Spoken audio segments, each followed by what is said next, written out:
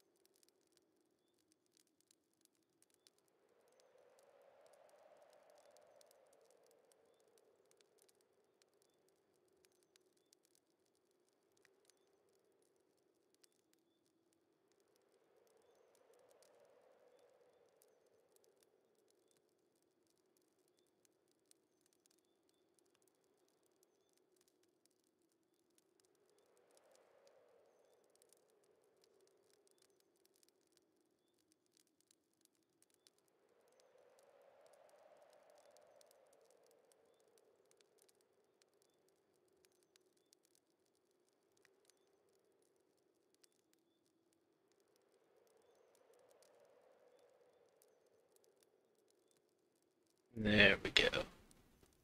Everything should be looking perfectly fine on all ends, from all corners, and all sides of the earth. Well, anyways, welcome to Nuclear Throne. There we go. Alright. So, let's fucking go. I lost my trackball mouse in the ginger beer incident, so now I'm left with only a quote-unquote real mouse, and it's something. I might actually end up doing better because of it, but we'll see. We'll see. So, let me check. Stream is running. So, playing the fun video game. Fuck. Good morning, Django. Gamers eat hot glue for brekkie past their bedtime.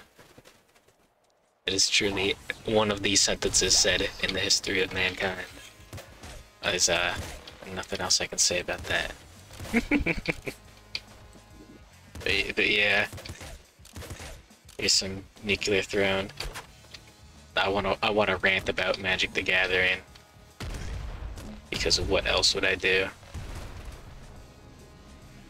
So, alright, let me tell you about Deathray Shaman. Maybe I should put like an overlay on of just like whatever card I'm bullshitting about. So, the infamous Deathray Shaman. A legacy nightmare. Okay. So, 1 mana for a 1/2. Already off to a fucked up start. Hybrid black-green for a 1/2. Already up to a fucked up start. So, here's what you do. You play... So, Deathray Shaman. Tap, exile a land from a graveyard.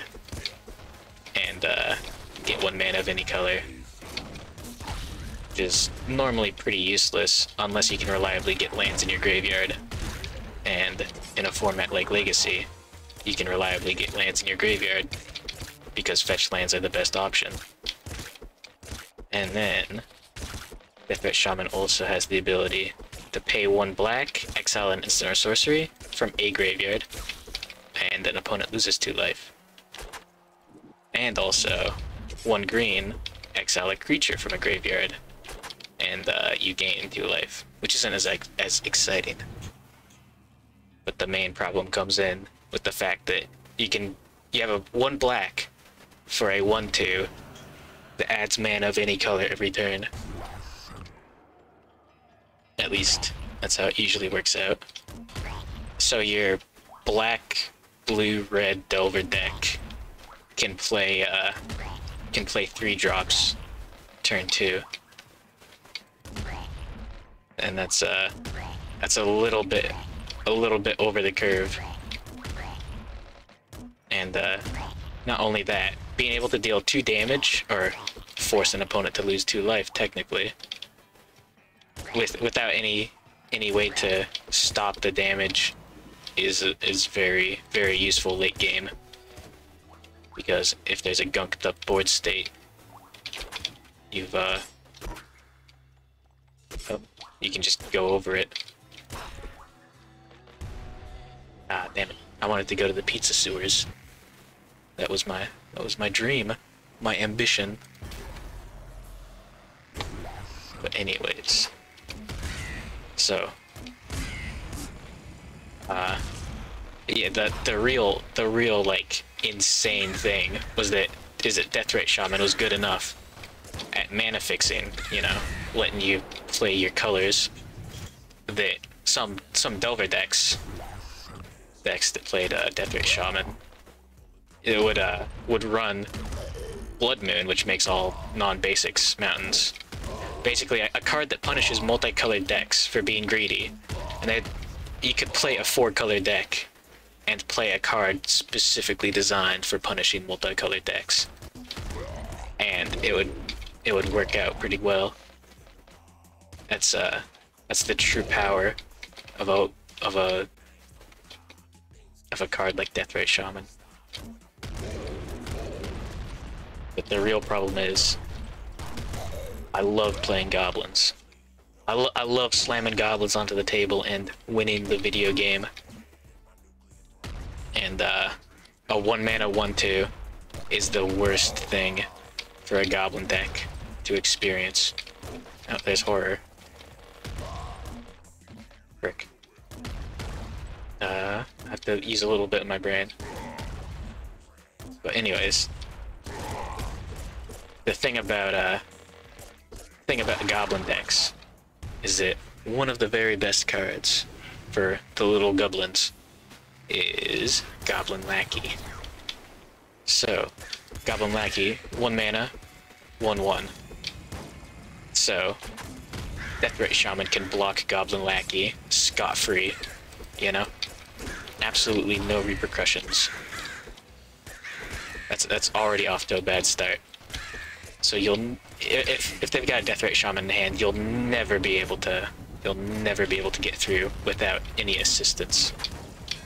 So you either have to have 2 Goblin Lackeys, or some form of removal that deals 2 damage. So, the point of Goblin Lackey is that whenever it deals damage to a player... Oh, good morning, Sargener. Do you like Magic the Gathering? So I'm talking about Magic the Gathering. So, Legacy Goblins, best deck of all time. But yeah, Goblin Lackey, 1 mana, 1/1. Whenever it deals damage to a player, you put a Goblin card from your hand into play, which is a very, very, very good effect. And so, Deathrite Shaman blocks that very well. So while Deathrite Shaman was still legal in Legacy, a lot of the Goblin game plan or deck building. Good morning, Pig D20. Yeah, I like games. That's in fact why I am a gamer. I don't know if you need to get back into it. Nah. If you've got friends that you can play with in the physical space, I highly recommend just proxying cards. Like, just getting a bunch of basic lands, putting them in sleeves, and then just printing out cards and putting the little slips of paper over the lands.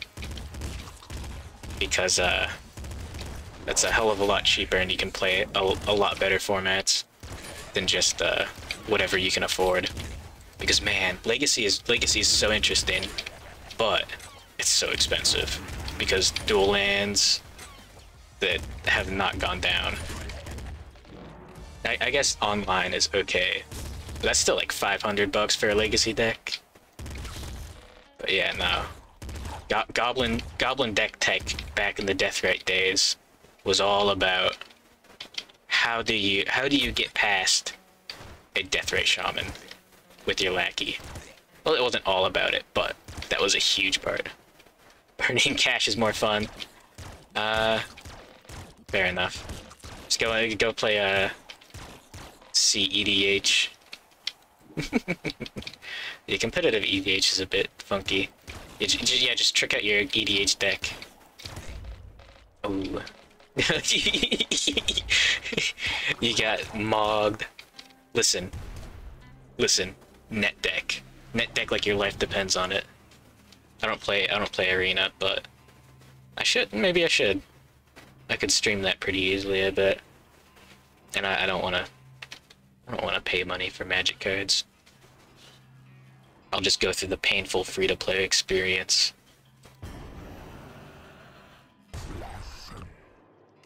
But yeah, meme Rakdos night. You only play meme decks? Oh man. Okay. You want to hear about a meme deck, okay? Judge Destroyer. Good morning, the E-Ghost. Green-white human artifacts. No, oh fuck. Good morning, why not? Do people even proxy jank? Yeah. No, you proxy the expensive jank. Tryhard net decks are fun, though. Yeah. Oh man. I guess the prices are even worse now. But yeah, no, you'll never own all the cool stuff. But yeah, the reserve list is a fucked up situation. Oh no, my chat. Memius deck, all artifact, mirror incubator. I don't remember exactly what mirror incubator is. I can just pull that up myself.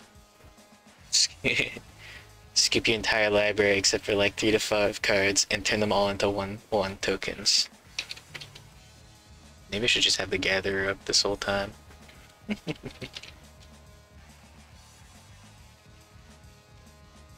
Mirror incubator.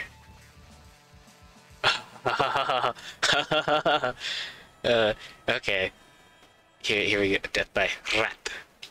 6 mana artifact. Pay 6, tap sack. Search your library for any number of artifact cards, exile them, then create that many 1/1 colorless mirror artifact creature tokens. Then shuffle. They changed the official text for shuffle your library to just shuffle. That's weird. Huh. Well, that's something new. They changed damage from target creature or player to any target, I know that. Yeah, no, I got shredded. Fencing Ace and Hamlet Captain. Yeah, Fencing Ace is pretty okay. That's, the double strike guy. Hamlet Captain... I don't remember. Okay. Oh yeah, that guy. When he attacks or blocks, other humans get +1/+1. For a 2 mana 2/2. Yeah, that's pretty good. That Fencing Ace I thought was a 2 mana 1/1 double strike. Yeah. Yeah, that's a pretty good combo. Exponential. Yeah, dude. Double the 1/1 counters. Okay. Cranko is a good card. Listen, I can rope this all back into goblins anytime I want. Cranko mob boss. Hell yeah. 4 mana, 3/3, tap, make a 1/1 goblin token for each goblin you control. Stack the Fencing Ace and Hamlet guy with the artifacts. That sounds pretty good. Been a while since I played a casual deck. Commander doesn't count. Commander's not real Magic. Now that's a spicy take. That's what you want to hear. But man, Judge Destroyer, Judge Destroyer. I didn't finish talking about Judge Destroyer. Okay, so here's how you know the combo deck's good. The first step of the combo is to the combo isn't, the idea isn't to win the game. It's to force the game into a state where you have to call a judge over, and that judge will be like pissed off at you for the rest of your life. Not the rest of the judge's life. You'll be haunted until you're fucking dead. Good morning, Karis. Welcome to the Nerd Den. Goblin Tinker, slow bit. I don't remember. Slee? No, maybe. And play free for all. Oh fuck. Now that's kitchen table magic. That's what you want to see. But no. Okay, Judge Destroyer. First step, you have to get out Omniscience, the card that just makes it so that you can cast spells for free. At least I believe that's the first step. But anyways, that's not important. The combo in Slow Bad. Okay, I was right. It involves getting out, not infinite, but a ridiculously large number of creature tokens. Specifically not infinite. Helm of something. Some artifact. I believe you need to sacrifice a creature to equip it, or maybe you have a Phyrexian altar to sacrifice creatures for mana. But you have in the Eye of Chaos? I don't remember what it's called, but it's a red enchantment, and whenever you target something, or whenever anything targets anything, you choose a different target at random. Well, a target at random. And the idea is, you have... Oh, and you also need to use, like, Final Fortune or something to get an extra turn, and then you lose at the end of the turn. So, what happens is, you have one turn to win the game. You have a creature with haste. I think Akroma was the one chosen. But it's not in the Eye of Chaos. The Eye of Chaos is blue. I don't remember what it's called then. But anyways, it just makes it so that everything targets at random. So, you got an equipment that gives whatever equipped creature like +1/+1 for each other creature on the battlefield. So, and a large number of tokens that do not have haste. So, what happens is you've only got one creature that you want the equipment to go onto, and you've got a ridiculously large number of creatures that you don't want the equipment to go onto. And every time you try to equip it, it'll be at random. So you have to get the judge. You have to figure out how to randomly how to fix the game state, because you lose this turn if you don't get that equipment on a chroma. But you have to determine where it goes on. Oh, slow bit. It's what does he do? Shouldn't yet check him.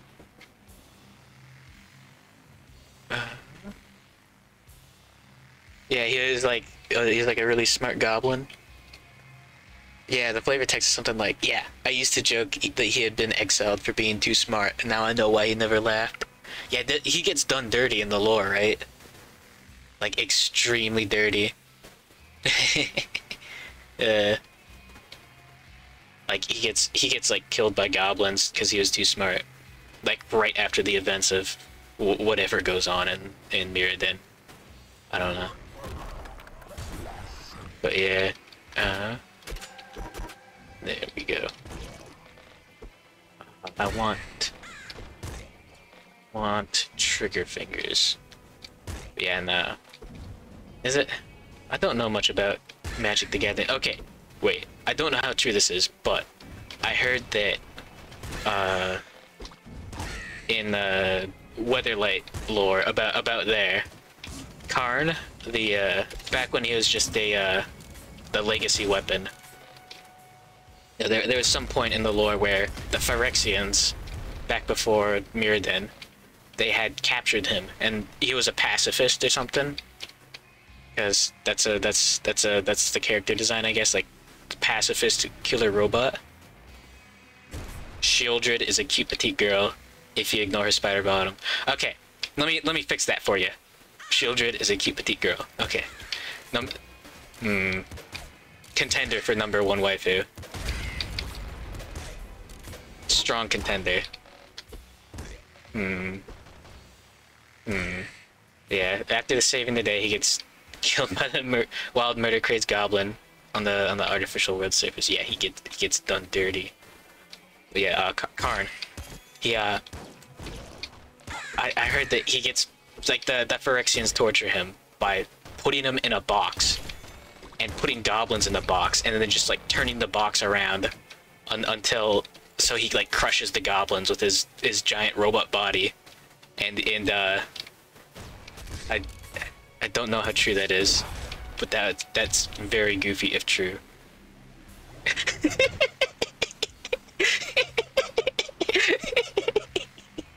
She kinda resembles my cousin, to be honest. Can I call in a certified bro moment? It's the best part. Oh, here we go. Trigger fingers. So trigger fingers makes whenever you kill something, reload time gets like cut by like, I don't know, 20%, 50%. So that makes heavy slow weapons very good. And this sledgehammer is a heavy slow weapon. Pig, careful.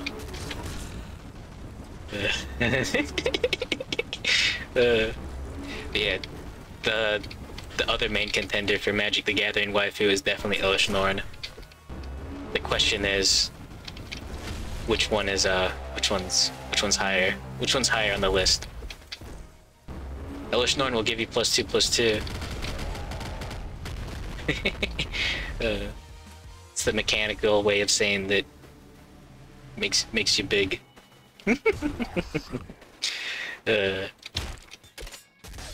But anyways. Yeah, Elish Norn is the one that's skinless. Ah, frick. Do some YV. Higher rate of fire. Nice. Yeah, Elish Norn is yeah. Not the best at skincare. But anyway. Yeah, maybe I should do a Magic waifu ranking stream or something. Something stupid like that. Seems like a good idea. Everyone needs to know who is the most powerful. But yeah, no. I had I proposed a format of my own once. Alright. Waifu Extreme. So, Commander, but you can only play cards with females on the art. Now, that may seem like the fucking stupidest idea ever, but it actually does end up slightly interesting, because it removes like an incredibly large amount of the card pool for no reason. Can't be bad. Can't be bad at skincare if you don't have skin. Yeah. How it be? But yeah. So that removes like a lot of combos and a lot of lame stuff.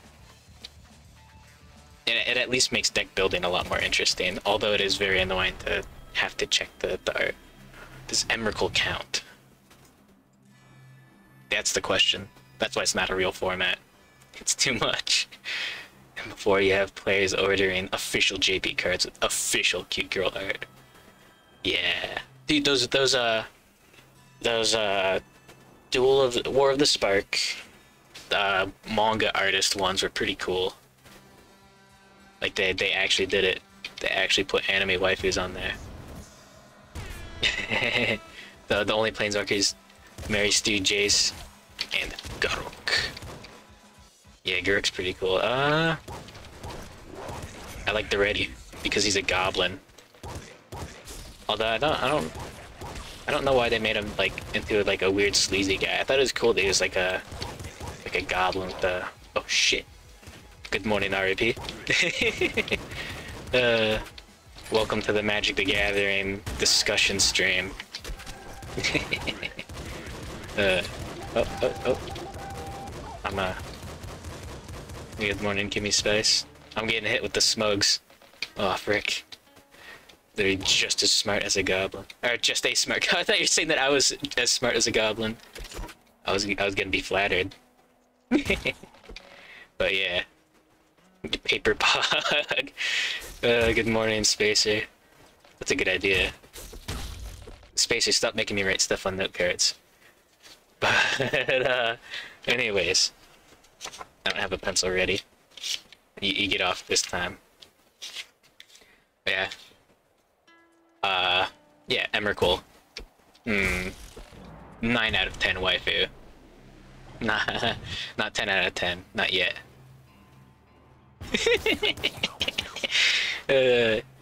Listen, 15 mana. Garruk's the most attractive. That was the other format that I thought of. Beefcake Basic, alright. Commander, but every card has to have a shirtless dude on the art. I never managed to bother to build a deck for that one. Oh, there we go. But yeah. Stream is just MTG talk. Yeah, no, that's the idea. I can play Nuclear Throne while not thinking about it. Well, only a little bit. The MTG is just there. It's just there in the air. Fucking Insane Clan Posse. I don't want to hear that song again. I took too many takes. I took far too many takes. And by too many I mean like 6 or 7. But anyways,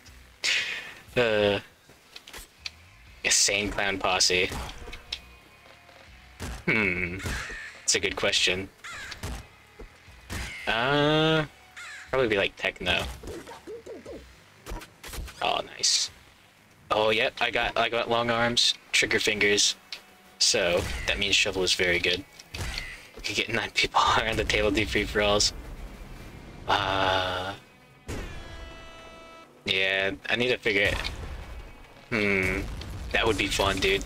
Fucking just EDH with the boys. I don't know if you can set up like a 10-player game online. But that would be epic. Good morning, Shady. No. You managed to distract me. Welcome to the MTG discussion stream. Where we're talking about waifu decks and beefcake decks.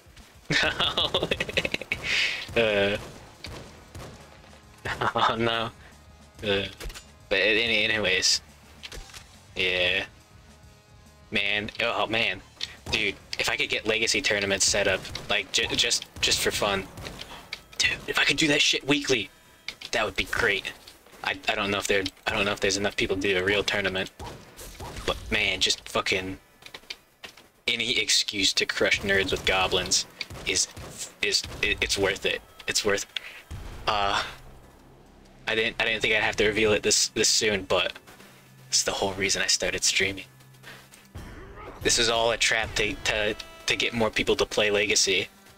Just one more Legacy player, just so I can kick their ass. Trolling with gutter snipe. No, no. MTG Station? I know there's MTG Online or Modo. The old ass was Modo. Was Magic with online digital objects. I was a smoking rat. I was an industry setup here. A spy. But no, you don't need to know anything about MTG to know that. I don't know. Maybe you do. Goblins are funny. Listen. Goblins is the best legacy deck. It may not be the most powerful, but it's funny because you get to play goblins. Oh, frick, 1 HP. But yeah, no. Okay. Second best legacy deck. Okay, this one's stupid. Doomsday. Now I'm saying best and second best, but this is ranking in my heart. Magic Workstation. Oh, is it like you have to follow the rules yourself? Just play it manually on Tabletop Simulator. Yeah, I was thinking that would be the way that you'd have to do it. Damn, I know there's cockatrice, and someone talked about like untap or something. Untapped. I was thinking about checking. I checked that out a little bit, but I didn't get very far. It's probably good. Yes, ruled argument. Untap.in. Okay. Does that work? Can you do like a massive multiplayer game? Sounds like fun. Wait, oh shit, that would be hard to stream though, because you'd have, because I would have to be, I would have to have my hand revealed if I'm streaming it. Yeah, whatever. Honor system. Man, Doomsday is such a stupid deck. Just trust your viewers, bro. I'm gonna get stream snipe on my own viewers. Wait, that's not how it works. Frick. Paper clothes. I don't know if that's how it works. No. But yeah, no. I know the rules well enough, I think. I don't know exactly how layers work. Like, I don't remember the exact order of layers. But I did read through the rules as like in high school. Oh yeah, that's a good point. Untap can have 6-player games. I might try that. That sounds like fun. Yeah. Alright. Everyone get your EDH decks ready.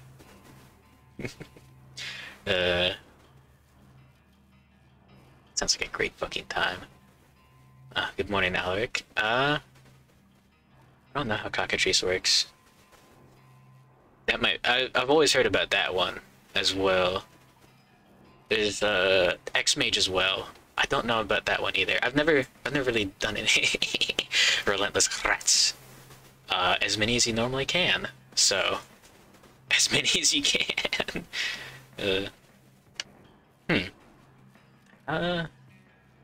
It doesn't have a player cap.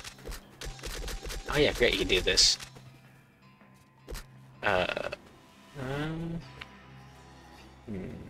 Rabbit paw. You run into the UI stream, yourself to death. Oh fuck, that sounds great. Yeah, now I really need to check out these magic online stuffs. Man. Yeah, I really want to run a legacy tournament. No prize. The only prize is wait. Now I'll have to go affiliate so I can make the prize a subscription.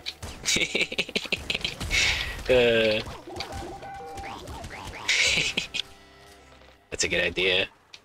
Fuck. I'm a true businessman. I've made it. Now that's how you get viewers. Just bribe them with money. No. Dinner bag is a prize. Oh no. Nicol Bolas. The old legend or the planeswalker? Oh no.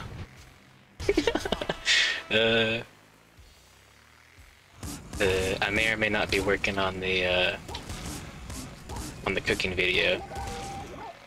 I'll have to get the setup ready. Wait, no, fuck, I'm busy. We'll see. Busted. Ink Ink Eyes ranks on the Ink Eyes hits the waifu tier list on the high ranks. Gentleman and the cook. Yes. Hmm. That dinner date's too much. That's too much. Too much intimacy. Let's see. Alright. I'm not gonna say that. I'm not gonna say that on stream. But anyways, yeah, YV's thrown, but each shoot 4 for the price of 2. Wait, no, it is for the price of 4, but the reload speed of 2 or 3. But yeah. Paper bag taking its bag off, using it as a container for lunch. ASMR. Yeah, Bayonetta explaining their long and complicated Applebee's to go order. ASMR. Nah. Yeah, I'll just make spaghetti and put the spaghetti in the bag, and it's gonna be like streaming out the eye holes. Just no like plastic bag. Just putting spaghetti in the sauce in the paper bag. Now that's how you make a dinner. That's the je ne sais quoi of a proper gourmet meal. I walked into that one. No.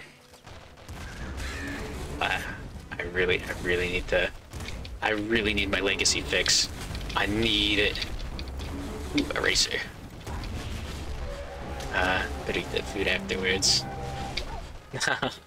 No, I'm not gonna put spaghetti in a paper bag. That's rude. But I am definitely gonna do some cooking. Put the Getty in the bag on your head. Direct intake.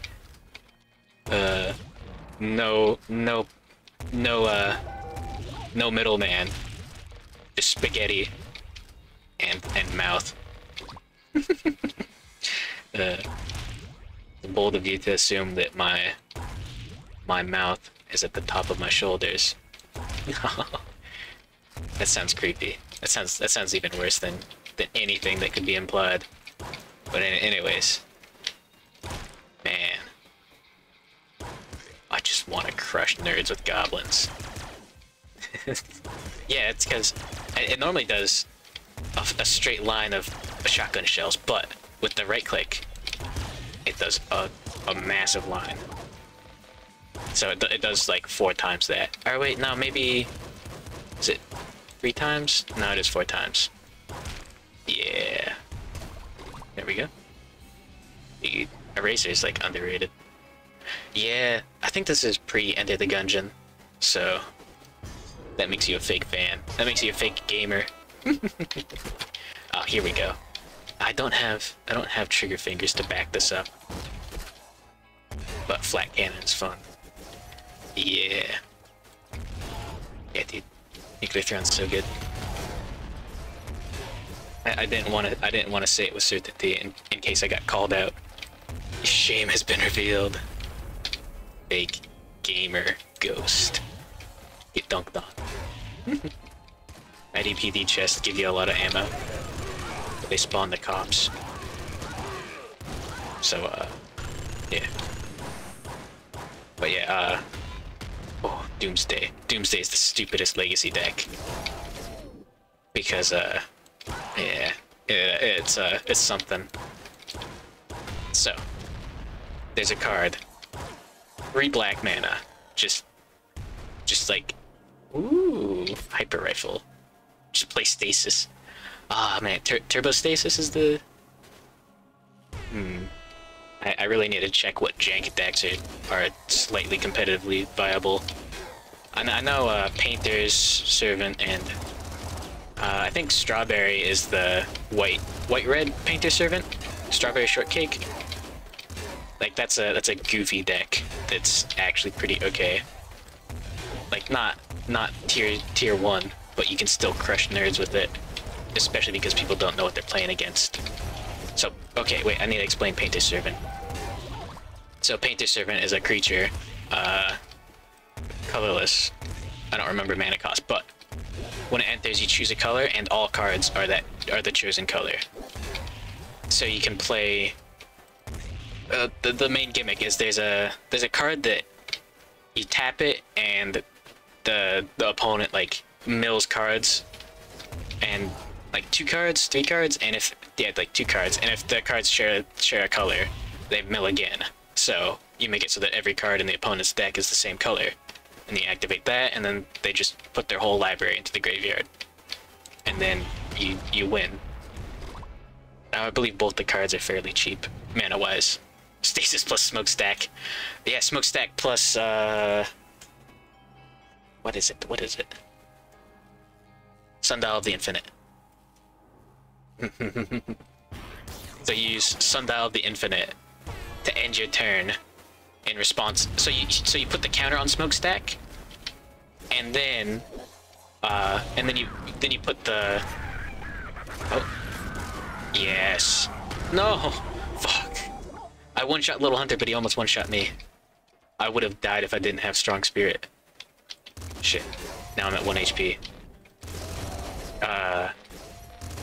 And then, so, Smokestack is, at the beginning of your upkeep, you may put a 1/1 counter, or charge counter, stack counter, smoke counter, something stupid counter. And then, at the beginning of each player's upkeep, they sack a permanent, like a card, for each counter on Smokestack. And Sundial of the Infinite. Wait, is it Sundial of the Infinite, or is that the one that wins? No, yeah, Sundial of the Infinite. Shoving Tormod's Crypt. Yeah, it's Tormod's Crypt in the sideboard. You don't need that in the main deck, do you? Do you? Although, it's not a bad idea. But, yeah, Sundial of the Infinite is just pay some mana, tap it, and end the turn. Oh no, I wasn't looking. Main deck Tormod's is always bad. No, you main deck 1 Relic of Progenitus. Although is that bad now? I think they made a better Relic of Progenitus. Man, I don't know. Yeah, colorless and graveyard hit. Yeah, so you can't get got by too much. No, Stacks isn't that good of a legacy deck anymore. Neither is Pox. But those are fun if you. Those are a certain kind of fun.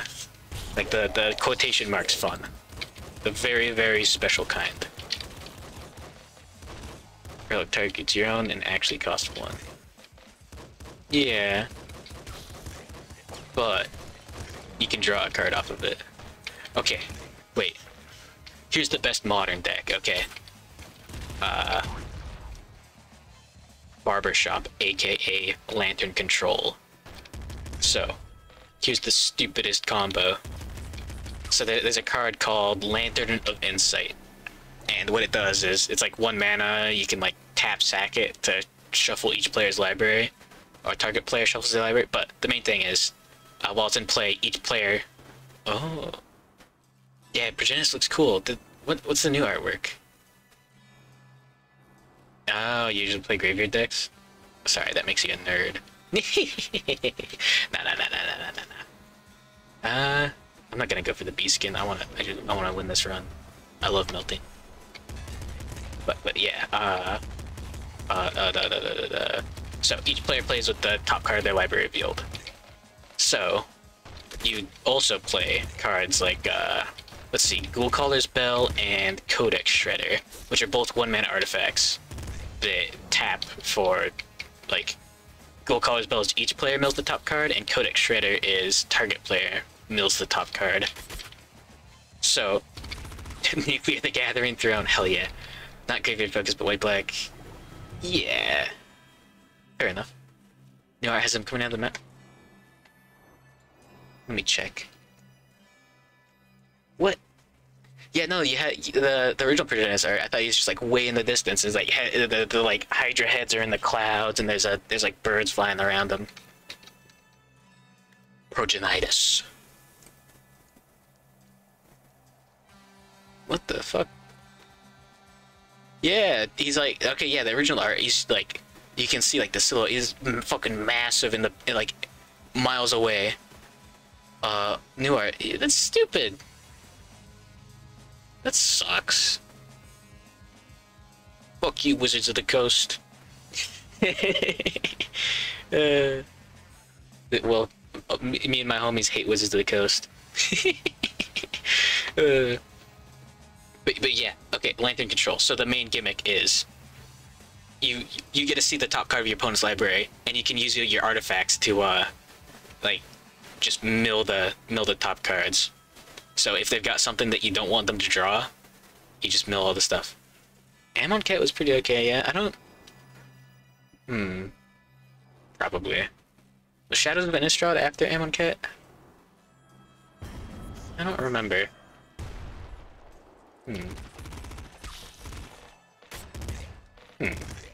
Good question. Kaladesh. Kaladesh. What Kaladesh? Okay.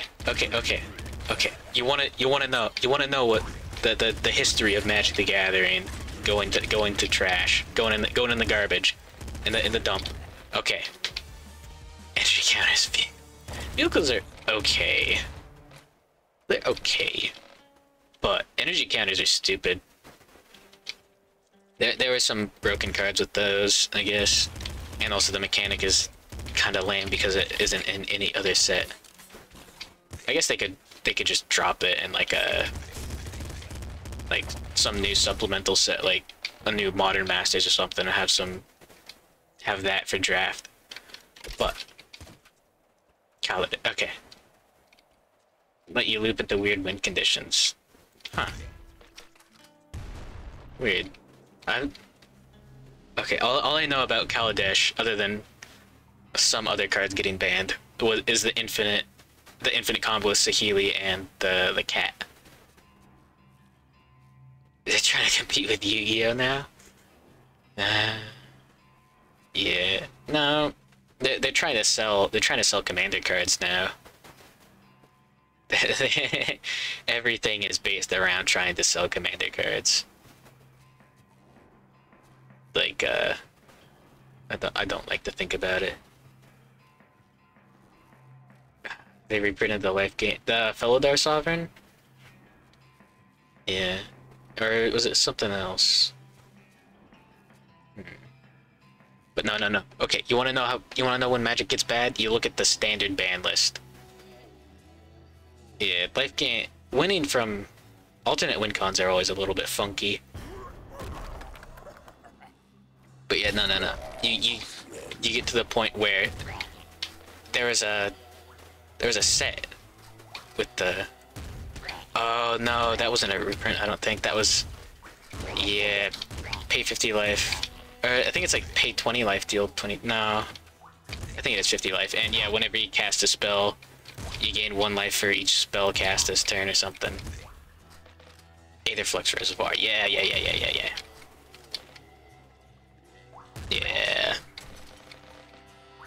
And wasn't there something that when you cast spells you untap? Oh man, I don't remember. There's some weird nonsense in there. By weird nonsense I mean broken cards.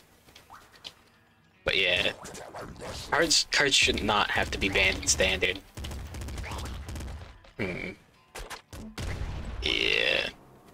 The whole set was nonsense. Oh, and it sucked for draft too. That's like the one other thing you need. You only need to balance. Wizards of the Coast only needs to balance for standard and draft, and they have not been doing a good job. Good morning, Noodles. Yeah, it's kind of like Lisa, I guess, in the art style, and I guess a little bit in the tone. Got good music too. Yeah. The pre-release draft. Oh fuck. It was that bad. Super cute pixel art. Gory. Okay, yeah. I see where you're coming from with that. Yeah, I can blow up corpses. So that's I don't think that fits on the cute scale. Burn decks in draft. Oof. That can be a little bit bad.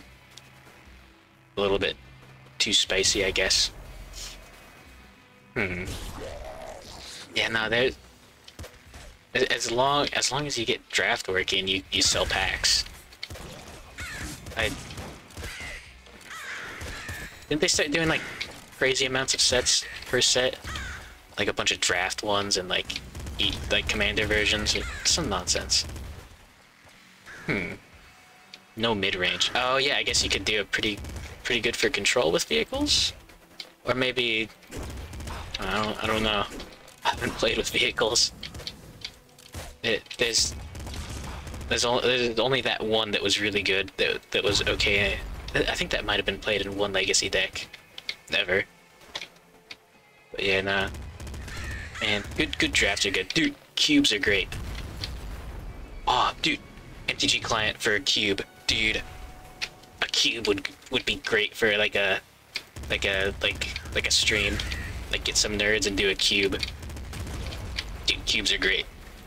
It's just you just make the draft pool. That's if you're wondering what a cube is, you instead of opening packs to for your draft packs, you just you make a pool of cards and you use those, so you can have whatever fun stuff you want. But yeah, no.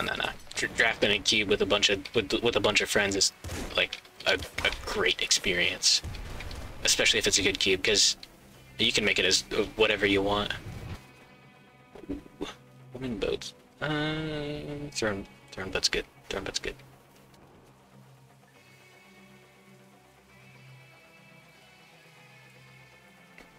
But yeah, no. Maybe I should put together a cube. It's a lot of work. Oh, no, there's a really funky one. The desert cube. That's I have not played Lisa. I should. I've seen a full playthrough of it like a long time ago. But like some Let's Play. I need to watch Corpse's playthrough. I don't have enough time in the day.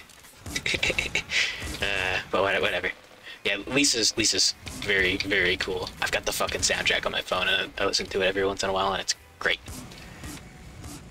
I heard that the guy made the soundtrack during like the 30-day Fruity Loops free trial. It's got great samples on there too, like let's see. I know Work Harder. The X-Mage has a draft mode? Can you... Yeah, let's go. Let's fucking go. Yeah. He tells he's gonna fuck you. Wait, what? Oh, I haven't heard about that. That's great. Man, there's something about... I've said it before, but there's this certain feeling in RPGs that you can't get for very long. Like at the very start of an RPG, when all of the resources are very important. Like you're balancing money and magic. Yes, cube. Let's go. Okay, you can cheese it with epic strats. Based.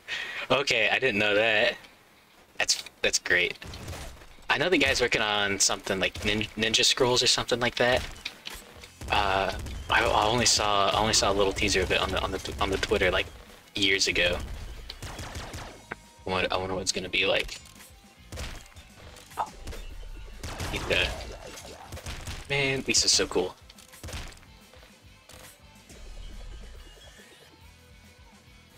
Oh no. Let's see if he can set up a cube tomorrow. Okay. Yeah, good night. Good night, Alaric. Sleep tight and have funny dreams. But yeah, oh, I didn't finish talking about the desert cube. So you have to draft your basic lands in the desert cube, so all the colors are also off balance, you know? Like red is extremely common. It hasn't been updated for years though. Night. But anyways. Nice. still alive. I forgot. Oh, I forgot I'm playing the video game too. Yeah, nice emote. Oh, desert cube. It also has a lot of deserts in it. So there's the stupid cards like camels are actually useful. Like desert is just a land that I think it taps for one colorless, but you can also tap it to deal 1 damage to like an attacking or blocking creature. I think it's only attacking creature. But yeah, it's a little goofy, but the cube is balanced around that, so it's actually a useful card. Oh man, I'm at 3 HP. Yo, let's go. But yeah. It's interesting. But not doing like a power cube. Man. I wanna find a good tribal cube. Where you can draft like tribes just so I can do goblins. There's a lot of interesting cards for like a tribal cube. Mostly stuff like from lore when that crosses over between the tribe. Yeah, that's what you want. Like card that can fit in multiple decks. Although maybe classic power cube.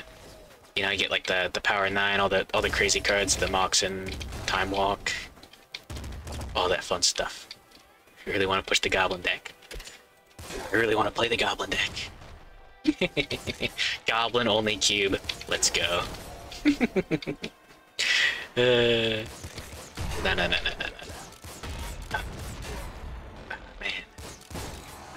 Let's see. I'll have to look up cubes. I think I'll just grab one off of Cube Tutor. That's a site that you can use. That's basically just a site with a bunch of cubes that people have posted.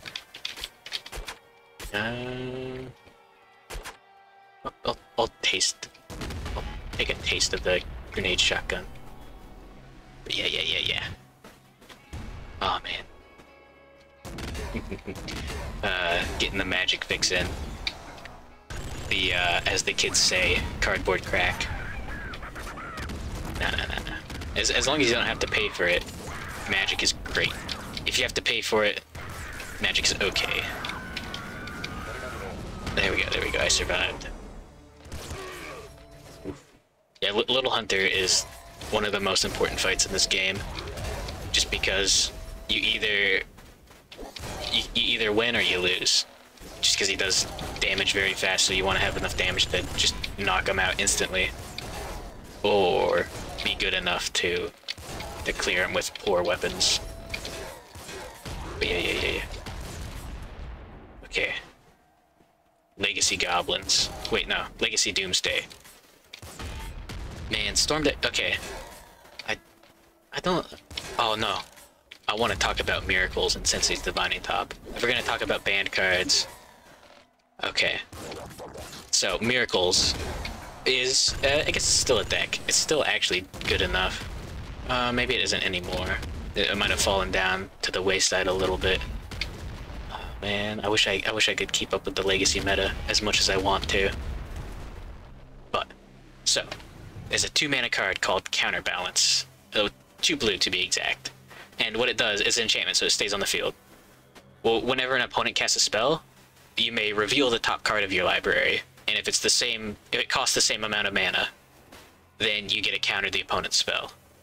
So, what you do is you play Sensei's Divining Top, which is banned in Legacy now, because it's also a very, very, very slow card. It leads to incredibly slow games, because what it does, it's 1 mana, you can tap it to draw a card, and then put Sensei's Divining Top on top of your deck. So basically, you swap the top for the top card of your deck, which is not very useful.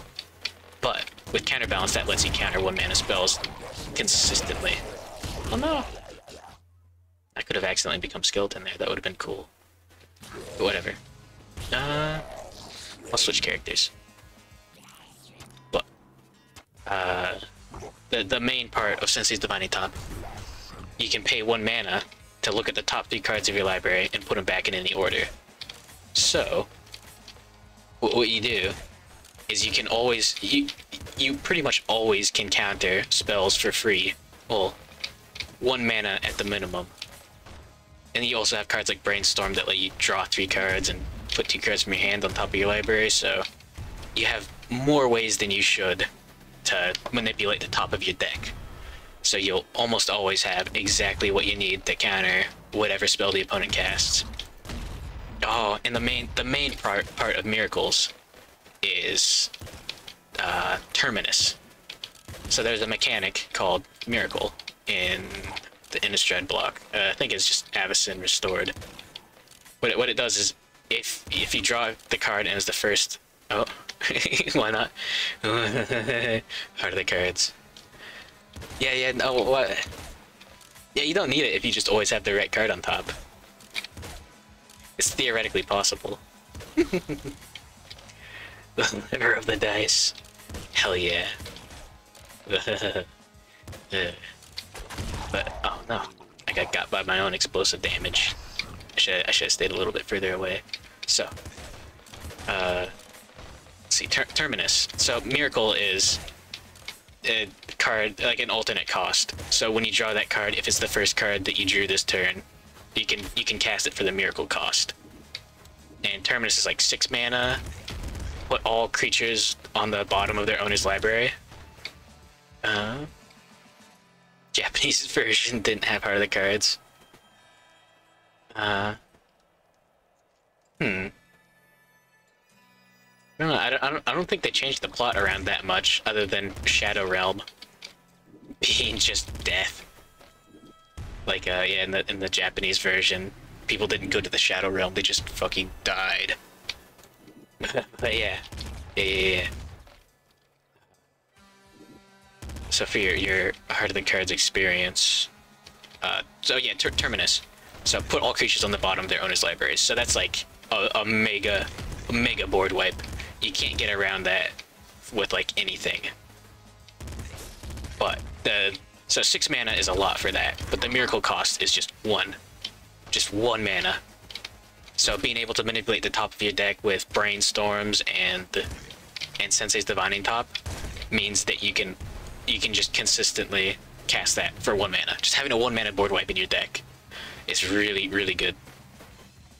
Long Arms, yeah. But Miracles was a great matchup for Goblins because Goblins is, well, first is the best deck in Legacy. Second of all, it's really good at recovering from board wipes because you've got so many cards that fill your hand back up and grab more Goblins. Oh. Yo, dodge roll. Nice. But yeah. What else about Miracles? I guess it started becoming a really annoying matchup once, what was it? Monastery Mentor got printed. Because Monastery Mentor just makes a bunch of tokens whenever you cast non-creature spells. And it's kind of hard to deal with that. Especially with counter spells for everything that you can use to deal with it. Man, Goblins is actually good now, again. Like, actually better than it's ever been in Legacy. Because, Muxus. Big, bad Muxus. I have to take Strong Spirit. It's too good not to take. But yeah. Muxus is like a 6 mana 4/4 Goblin. And when it enters, you reveal the top 6 cards? 5 cards? No, 6. Yeah, 6 cards. And you put all Goblins that cost less than 5 or less into play. So you can't get a Muxus off of a Muxus. But you just get a lot of Goblins. Every Goblin in the top 6 cards, basically. And you can cheat that in with a lot of things in Goblins. Well, you can get it very early with Goblin Lackey. You can sack Goblins for mana with Skirk Prospector and get that in early. Or you can get it in late, but uncounterable with an Aether Vial. Oh yeah, that's another reason why Goblins had such a good matchup against Miracles. Is because, so, first of all, Miracles, board wipes and counter spells. So, oh yeah, one way of dealing with Monastery Mentor is just to get your board up to such a state where they have to board wipe So if you got like a Cranko, you can just fucking pump your board to insane proportions. But oh yeah, the Cavern of Souls is a really good card that also pushed goblins into being a lot better than it was at the time. Oh, so Cavern of Souls is a land, and when it enters, you name a creature type, and you tap to add 1 mana of any color to your mana pool. I think it can only be spent to cast creatures of that creature type, and if you use that mana to cast a spell, that spell's uncounterable. So you just turn 1 Cavern, naming goblins, tap it for a red, and play a Goblin Lackey uncounterable. Because yeah, Force of Will is a prime card in the meta. But yeah, Force of Will. I guess if you don't know anything about Legacy, Force of Will is, let's see, it's like a 5 mana counter spell, but you can exile a blue card, another blue card. You can't exile Force of Will to itself, because that would be weird. But exile another blue card and pay 1 life instead of paying the mana cost. So basically, control decks will always have the chance of having a counter spell in hand. So you just have to play knowing that your opponent could Force of Will. And even with 1 mana, they could play Brainstorm, which is the other most important card in Legacy, which is just draw 3 cards, put 2 cards from your hand on top of your deck. Which, I guess, the other most important cards in Legacy are the fetch lands, which, instead of just tapping for mana, you tap, sack, pay 1 life, and search for, there's a cycle for, or there's 1 for every combination of basic lands, but it'll be like a mountain and a swamp or something. So you can grab the other most important cards in Legacy, the dual lands, which are just non-basic lands that are 2 different types. So you get like Underground Sea, which is a mountain, or a swamp and an island. So you can tap it for black or blue, and you can grab it with any fetch land that can grab a swamp or an island. But it can be targeted by one of the other most important cards in Legacy. Please filter my most important card. No. There's so many of them. Because they're good.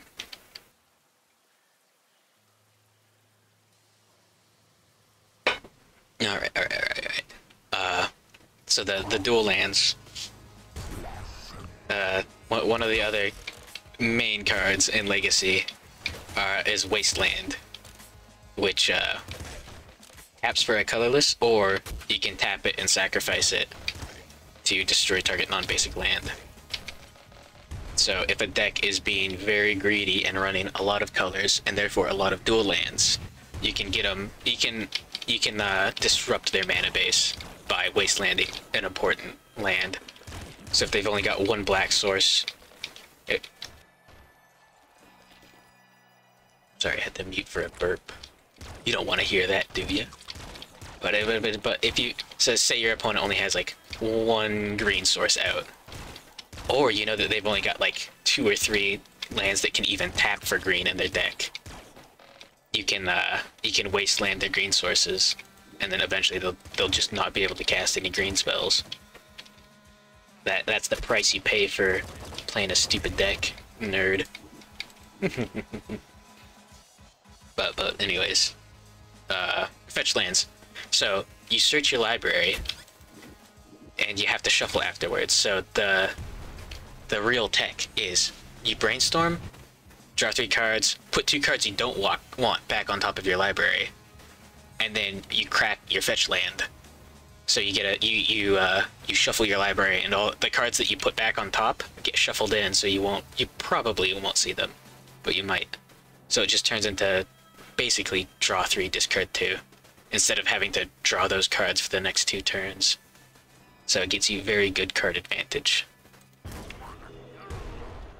But how was it go? What was I talking about? Yeah, if you have Cavern of Souls out and goblins, they can't counter your goblins with a counterbalance. That's what I was going on about. I managed to explain most of the Legacy meta or the basics of the Legacy meta while just trying to talk about Cavern of Souls. But yeah. Man, I love goblins. Anyways. But yeah, no, Sensei's Divining Top was so bad that there's not only was it like a dominant strategy, there was a large percentage of the meta, or at least the top 8 decks, were miracles, because their strategy usually ends up coming out on top. Also, it was slow. It was very slow. People started calling like normal tournament, you do like 50-minute matches or rounds. So, you know, best 2 out of 3, sideboarding after the first game, 50-minute limit. Every tournament, almost every tournament, would go to time, like it would run over 50 minutes. Because someone's playing miracles, and you gotta check the top 3 cards of your deck every turn, because otherwise you're not playing optimally. And anyways, it was discussed as a potential ban for a long time, and someone put a like traffic sign in front like in the parking lot of Wizards of the Coast that just said ban Sensei's Top. And it got banned shortly after. That was people made like t-shirts of that. It was an event. But yeah. Why are they? But yeah, no, Legacy's a fun format. Armageddon Raid. Wait, what? Good morning, Pet Rock, wasn't it? 4 Horseman deck. No, it does not intentionally delay games. That's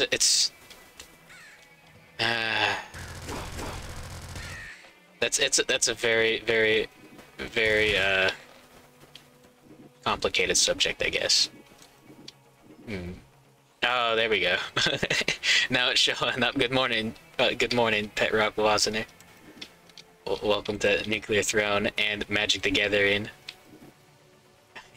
Gorin wasn't it? This add up. Huh.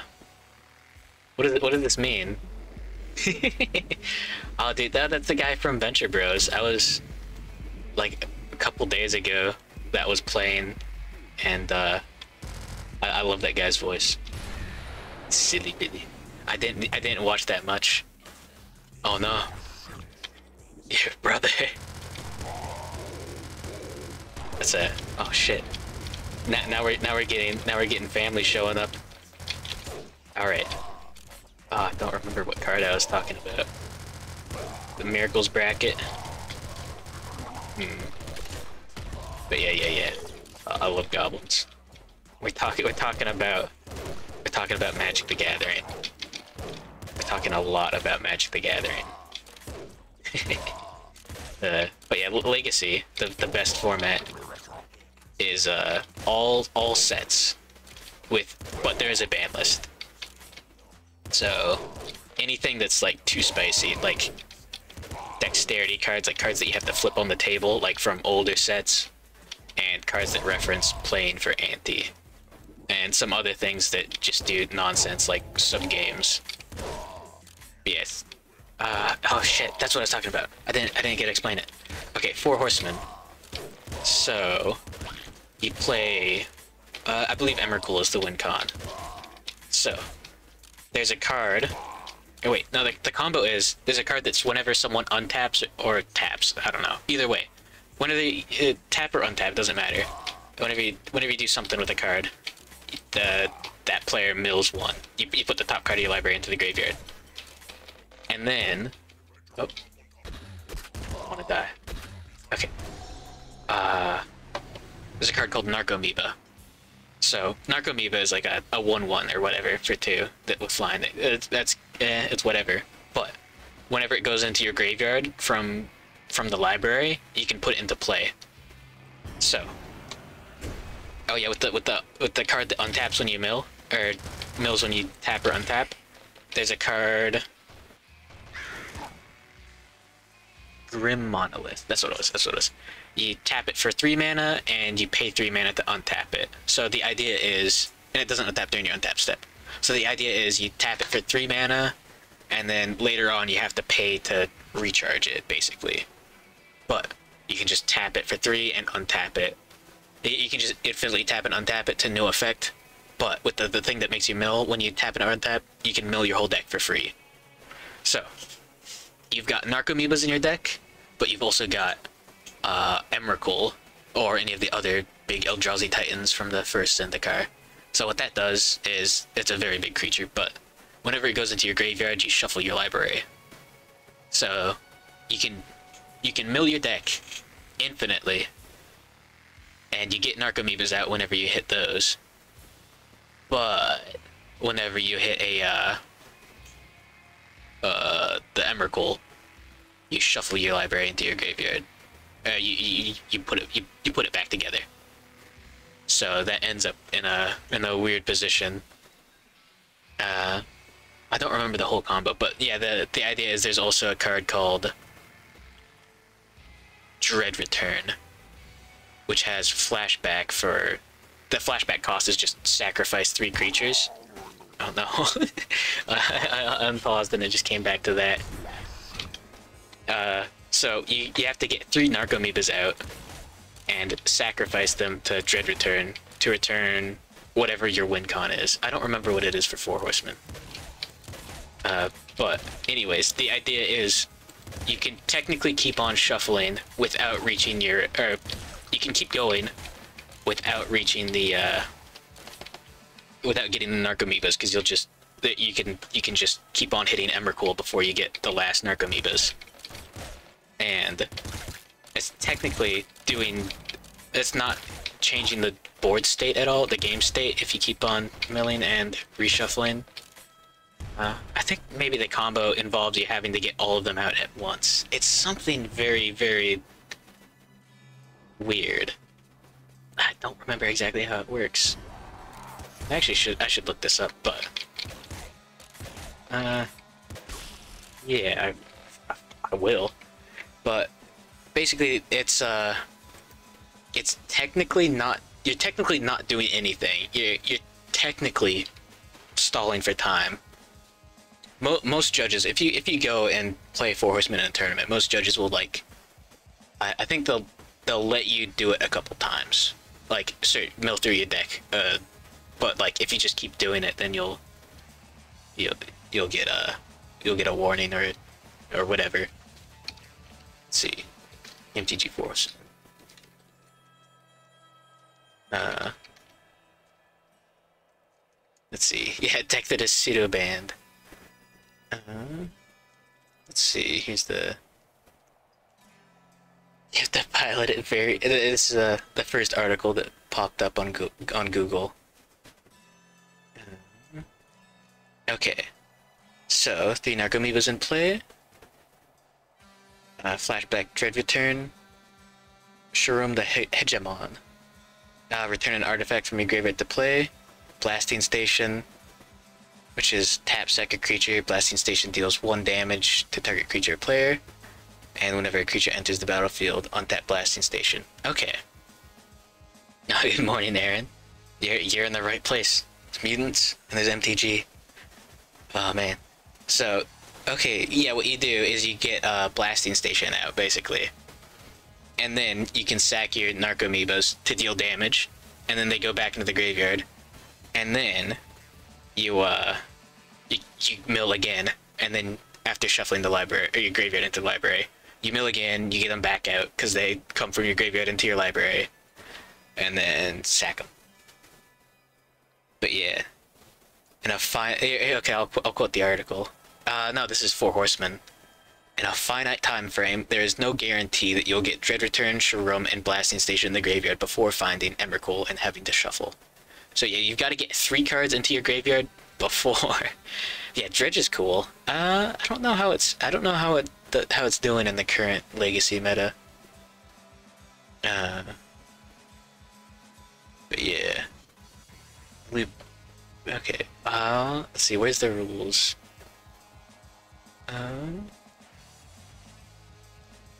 Hmm. But yeah.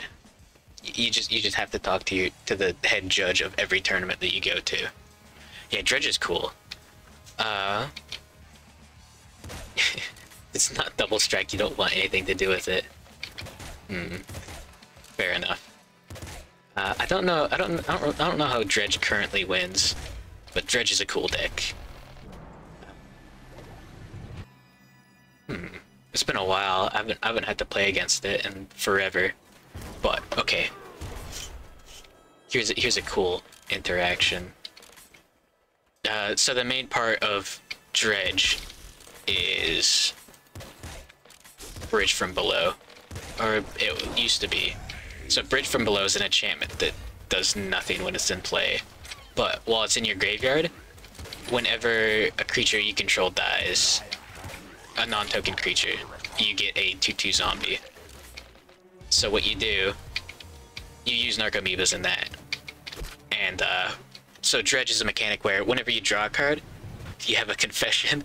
Oh no. Do you not know about Dredge? Commander combo player. I don't blame you. As long as you're ending games of Commander, you're doing the world a service. Man. Yeah, Commander is a weird format because it has like a legacy or like a vintage card pool basically, but it's much more fun in like a very casual play style. And it's something that you really have to know the group in order to get a good, or like a really good game in. With Isan. That's one of the new ones, isn't it? Isan the Wanderer Bard. Oh yeah, that guy's cool at least. Old fucker, yeah. Yeah, that guy's okay. Yeah, no. As long as you're playing less Commander, you're good. Nah, Commander's okay.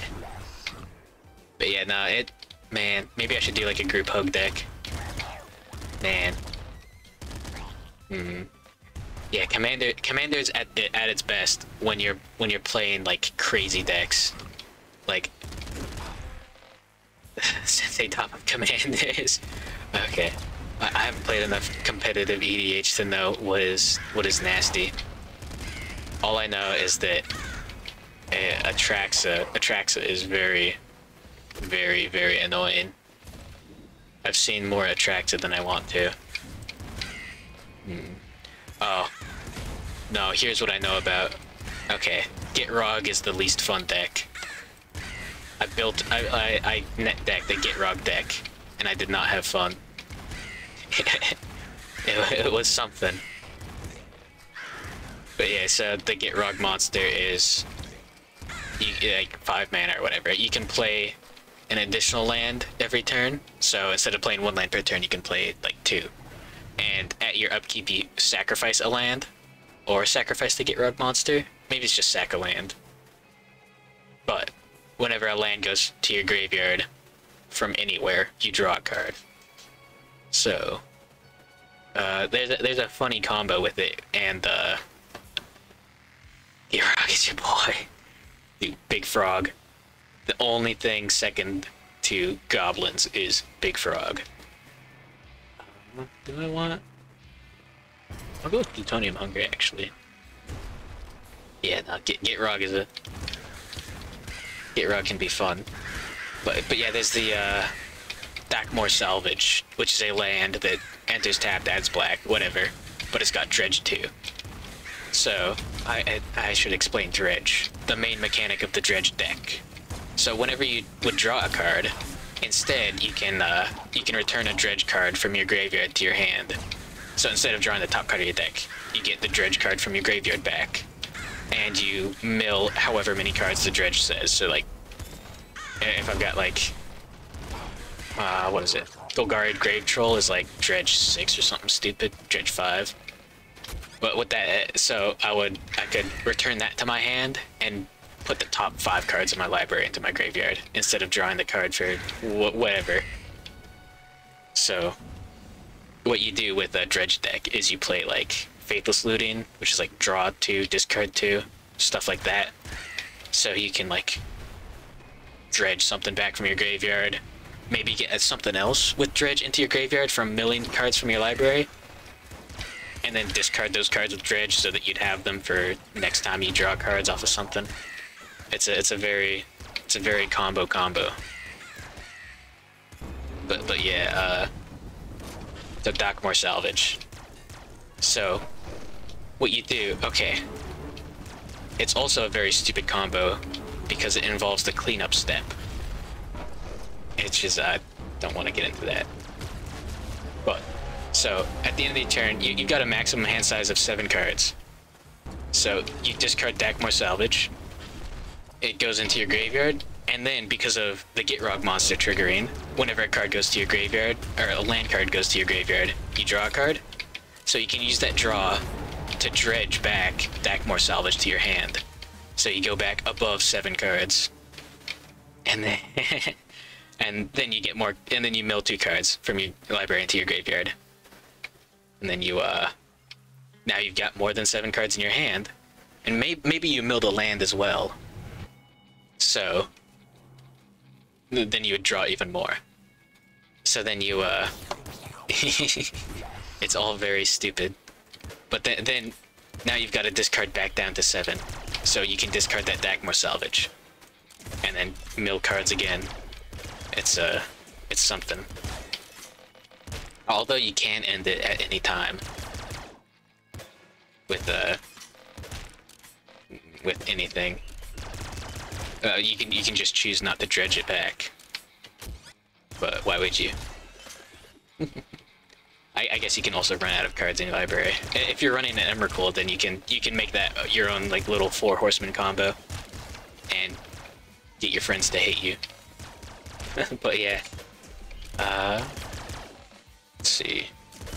I know there's some other stupid stuff you can do with Gitrog, but yeah, just being able to draw massive amounts of cards. Is this a mimic? Yeah. Okay, good. Good thing I didn't walk over it. Just playing fetch lands, like I mentioned before. Just sacrifice, search your library for whatever land. It's very, very good. Oh man, fuck. No. Silverveil hates mimics. Dude. Mimics suck. No, they're not that bad. In this game, at least.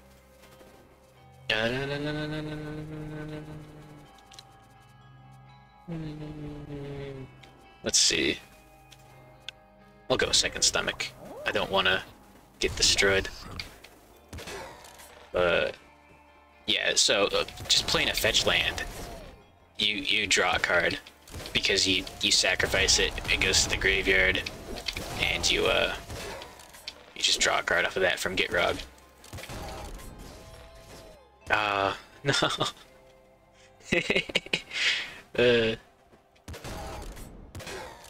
It's Skyrim mimics.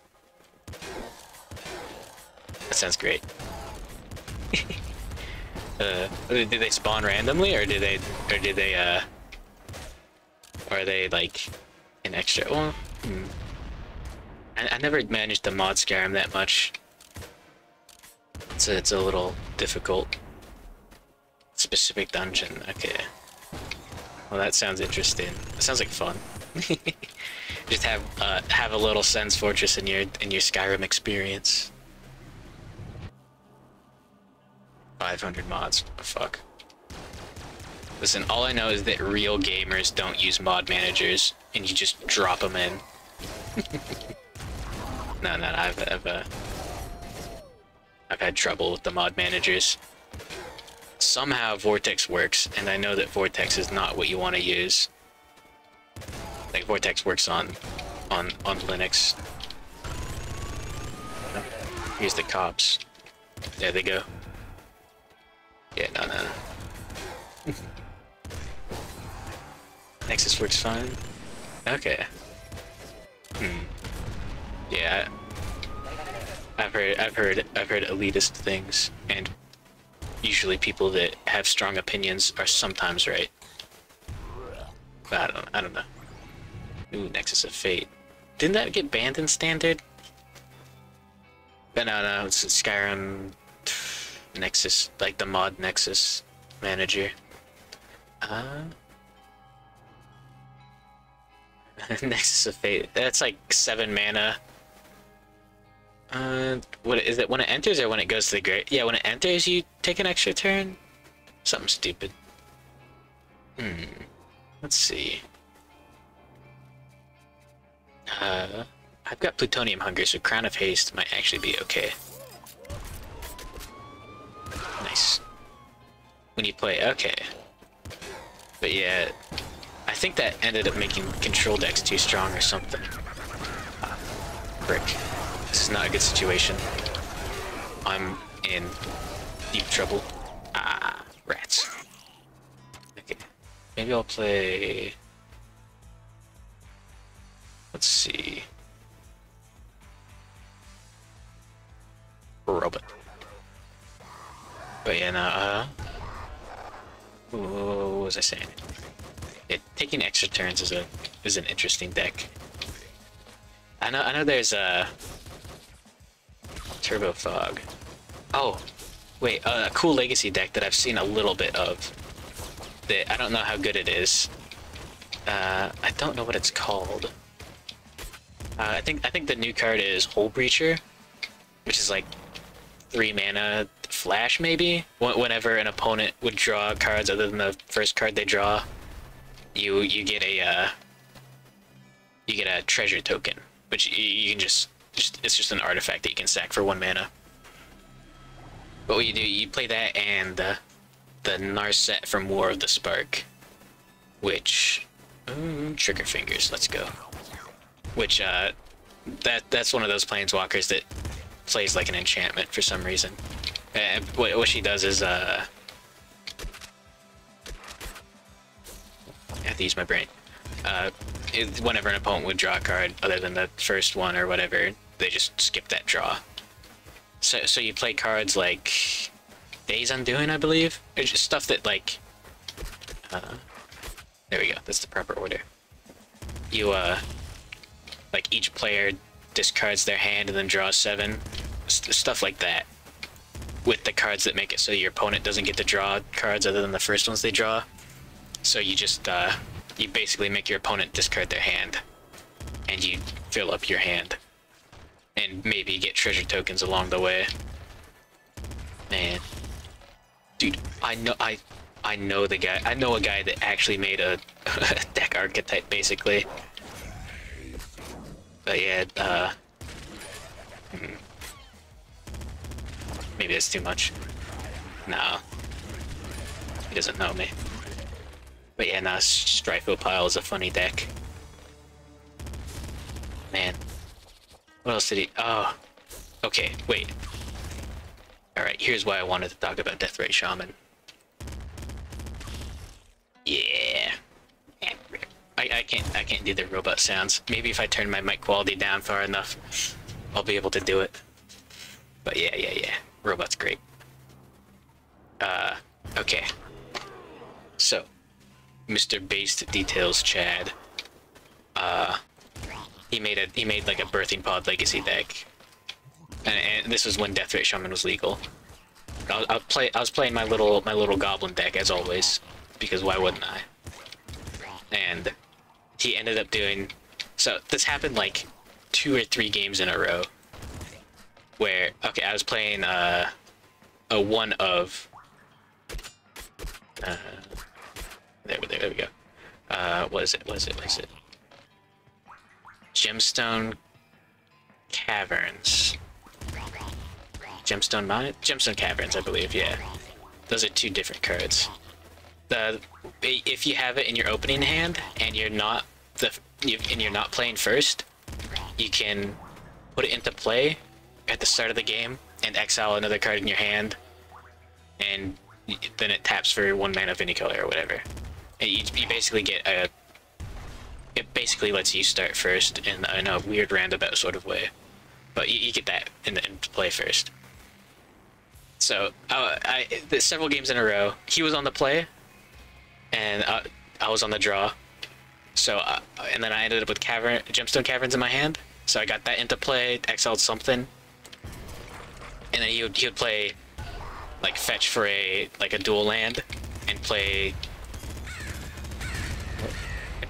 as a death rate shaman, and then I would play a wasteland to destroy whatever non-basic land, and then use the gemstone caverns to tap for a red, and play a Tarfire, which is just a instant that deals 2 damage to a creature or player, but it's a goblin. It's a tribal card, so it counts as a creature type.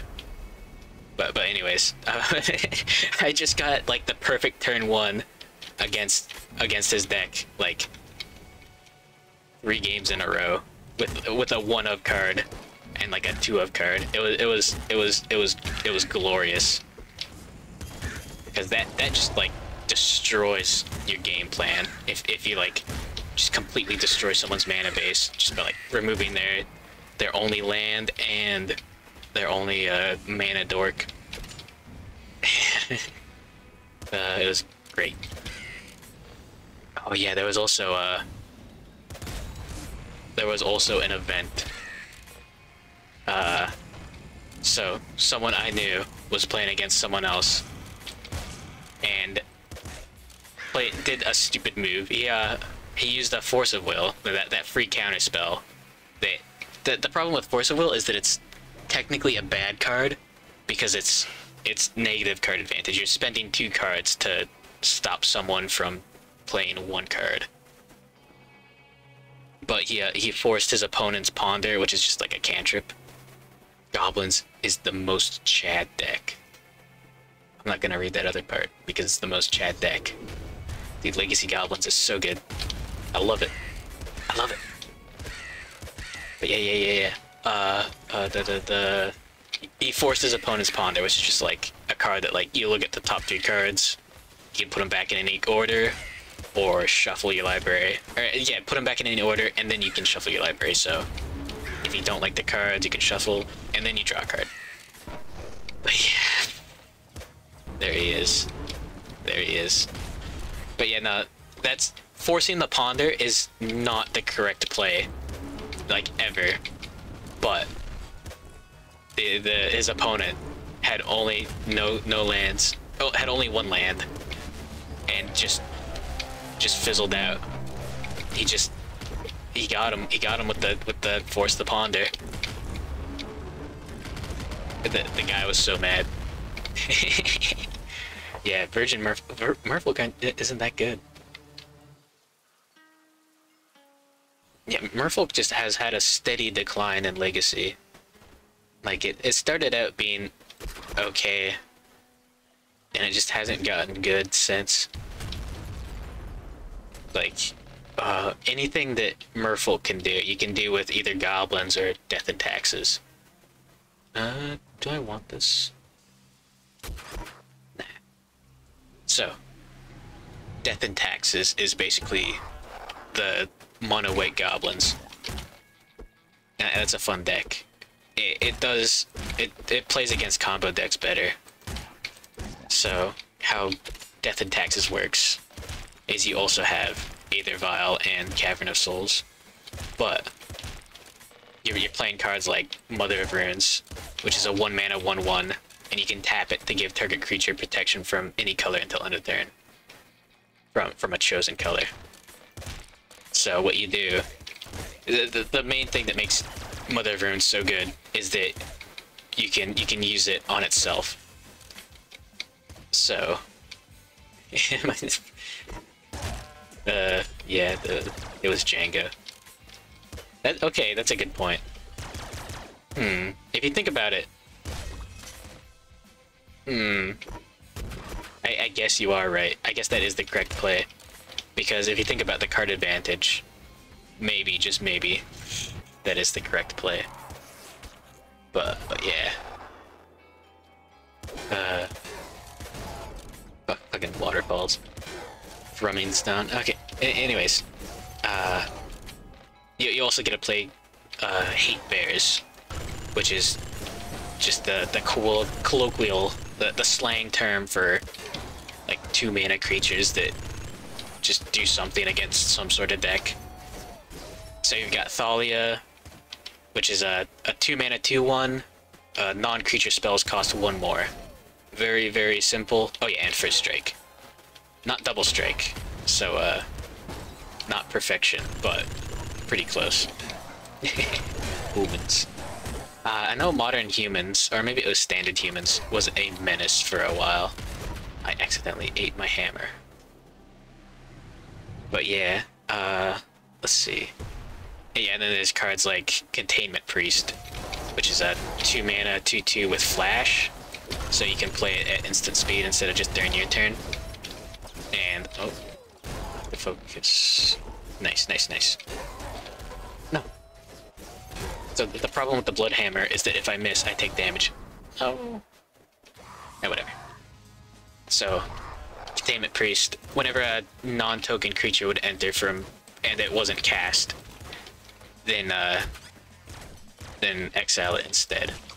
So that destroys Reanimator strategies and all, and the like. It also does counter Aether Vial pretty well. It actually is really good against goblins now because Muxus is such an important card. And you don't get any of the cards that you reveal off of Muxus. So if they cast a Containment Priest in response to Muxus entering the battlefield, you get valued on. But Muxus is also just good as a creature. Nice, Strong Spirit. But yeah, Death and Tax is a cool deck. You also get to play Karakas, which is a land. It taps for a white. It's legendary, so you can only have one at a time. But it taps for a white, and you can tap it to return a legendary creature to its owner's hand. That looks fine. But yeah, Death and Taxes is the closest deck to goblins. And instead of having a good control matchup, it's got a good, like, combo matchup, or better combo matchup. I don't know how good it is. That's a good question. But yeah, nah, if you're not playing goblins, you're missing out. Also, recently Goblins has gotten another combo. So back in the day, there was a funky combo with a card called Lightning Crafter, which is 4 mana, tap it, deal 3 damage to target creature or player, and it has a mechanic called Champion. So, when it enters, you have to exile another Goblin or, I believe, Shaman. It's based on the creature types of whatever card. Whatever. The main thing is, you exile it until it leaves the battlefield. So, you combine that with Kiki Jiki, an infamous combo card. What it does is like a 5 mana 2/2 with haste, and you can tap it, make a token copy of any non-legendary creature that you control. So you make a copy of the Lightning Crafter, and you use the token one. Oh, you make the token copy with haste, so you can use it to attack that turn. So you make a token copy of Lightning Crafter with haste, and you put, let's see, yeah, Kiki Jiki. You exile the Kiki Jiki with it. So now you've got a Lightning Crafter with haste, and when that Lightning Crafter leaves the battlefield, you get the Kiki Jiki back into play untapped. So you can, if you don't have a, you need like a sack outlet or something, some way to sacrifice it, or a Sharpshooter. So Goblin Sharpshooter, 3 mana 1/1, taps, you deal 1 damage to any creature or player, and it doesn't untap during your untap step, so it won't untap normally, but it untaps whenever another creature dies. So what you can do is you can target the use the Lightning Crafter, the token, to deal 3 damage to itself, so it dies, you get Kiki Jiki back, untapped, and everything is exactly as it was before, but you get to untap your Sharpshooter, so you can just infinite combo like that. Or you can use a sack outlet like I've surpassed your MTG knowledge. I've surpassed your Goblins knowledge. Guaranteed. No, maybe not guaranteed. But also there's Skirk Prospector and Goblin Kagergen. Well, I don't know how it's pronounced, but it's funny. Good morning, Commander Westin. We are talking MTG. We're talking lots of goblins. So, if you got a sack outlet, you can use... You're in words and you're scared. Good. If you got some way to sacrifice the Lightning Crafter, you can just deal 3 damage to the opponent, sacrifice it to whatever, and then you get the Kiki Jiki back and you're back where you started, except with 3 damage to the opponent, and you keep doing it again and again. It's great. But yeah, now you've got Snoop. Conspicuous Snoop. Is a 2 mana, you can play it. It's a goblin, of course. I wouldn't be talking about it if it wasn't. You play with the top card of your library revealed, and you, let's see, you can play it if it's a goblin, I believe. But also, Conspicuous Snoop gets the activated abilities of the top card if it's a goblin. No, it's good. It's great that you understand everything you're supposed to. Let's see. There we go. So, the combo is very simple. With Kiki Jiki on top of your deck, Kiki Jiki, tap, make a token copy of a non-legendary creature with haste.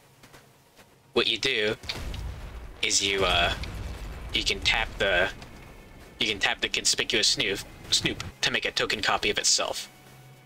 Yeah, dude, Kiki Jiki's cool. Splinter Twin. Oh no, that's the wrong mutation. Splinter Twin was a deck in Modern for a while, where you just used that, or I guess it stopped being about Kiki Jiki because Splinter Twin was just a better option. Ooh, auto shotgun. But let's see. There we go. So you just make a token copy of the Conspicuous Snoop for free by tapping it, and then you get an untapped copy with haste, and you can just make infinite copies. If you do that during the opponent's end step, I believe they'll all untap, and you'll be able to attack with them. But also the simpler combo that wins the game that turn is there's a card called Boggart Harbinger, which is not a very good card. It's like a 3 mana 1/1 goblin, and when it enters, you search for a goblin, reveal it, and put it on top of your deck. So obviously, when you have Snoop out, you just search for Kiki Jiki, put it on top of your deck. So you start that infinite combo, and then the last untapped Conspicuous Snoop, you make a copy of the Boggart Harbinger, and then you use that to search for Siege Gang Lieutenant, which has an activated ability of sacrifice a goblin. Target opponent loses 2 life, and you gain. Target player loses 2 life, and you gain 2. Wait, no, 1.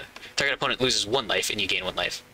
That doesn't matter in the context of the combo, but it does matter in the context of Siege Gang Lieutenant being a very good card. But yeah. So you just do that, and then you sack all those tokens, and then you kill your opponent, and you win. All for the cost of a 2 mana and a 3 mana card. And yeah, Containment Priest doesn't stop that. Let's see. Wasn't doing good on MTGA for a bit. Rogue Mill deck. Nice. No, if no one's having fun, that's how it should be. That's how you know you're playing real Magic. There we go. Oh. Auto shotgun is a very, very good gun, but it uses a lot of ammo. But I'm robot, so I can get more ammo than usual. But anyways, yeah. If the opponent is having fun, then something might be wrong. Let's see. Is it mill deck? Is that like a meta deck in Arena? I don't know what standard or historic is the cool kid format, right? That's MTG Arena's legacy equivalent. I wonder if Goblins is good. I might have to play that then. That's when you play red blue. Oh. He's getting dunked on. It sucks. Shit. Huh. Is red blue the meta deck now? That sucks. Well, now red blue's cool. Ultimate killer fun. But yeah. Yeah. You get your counter spells and your damage. Oh man. I never had the displeasure of playing with the latest banned cards in Legacy. Yeah. But yeah, Dreadhorde Arcanist is something fun. Is something alright. Oh man. Yeah, what does standard look like nowadays? Standard is some good goblins. Ooh. Nice. But yeah, I guess I have to play MTG Arena now. Get my goblin fix. Standard is chaos? Fuck. I'm not surprised. Wizards has not been doing very well in balancing. There we go. So I've got trigger fingers, which means when I kill something, I shorten my reload time. Yeah, LG, that's well, I didn't have to stop playing Legacy because the LGS closed. I had to stop because the Legacy stopped firing. Because there weren't enough people. I'll go with Secret Shotgun. That might not be the right option. But yeah, now, online play is pretty okay. I guess. Oh, that's funky. You don't get to see that every day. But yeah, no. Man, I fucking love Legacy. Oh, PKs, aggro, mill, ramp. Play your whole deck for free. Okay. No. It sounds like a lot of fun. Alright, let me get some more water. My throat's running dry. Combos online are horrible. Oh yeah, I guess for playing out the combo, because you gotta click through everything a bunch. But yeah, no, combos in standard are something. I don't think there should be combos in standard. Fun and also pain. Oh, shit. As long as I don't have to pay money because like doing arena or something, then it should be okay. I gotta get some water.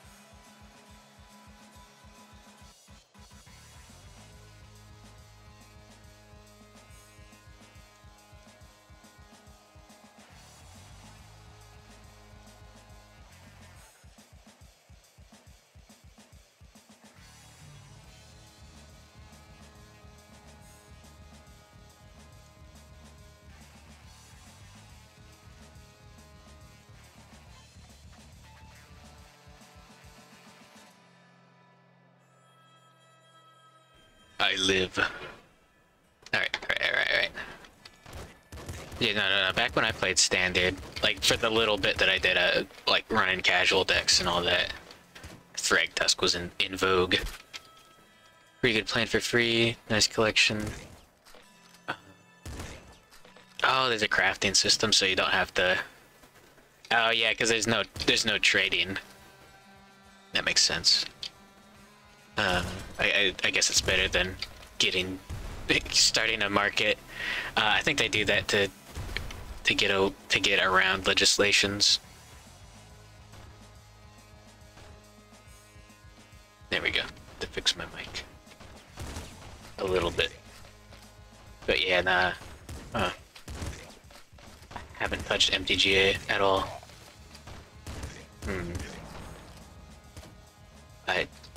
I really want to play Legacy. Man, dude.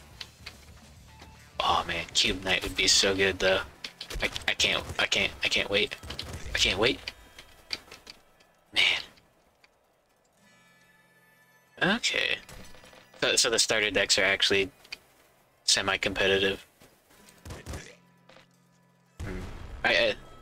It freaks me out how much it looks like Hearthstone. Starter goblin deck. Okay. We're in, boys. We're in. Let me just... MTG Arena. MTG Arena. Linux. Alright, it's on Lutris. Nice. Okay. Expect to stream next week. Yeah, on Epic if you really want. I don't think that helps it. I don't think that makes it work better. If I'm trying to get it to run on Linux, I don't think the Epic Game Store works any better at all. I don't think the Epic the storefront works properly or something. Or the Epic Games launcher doesn't like to work on Linux. I don't know.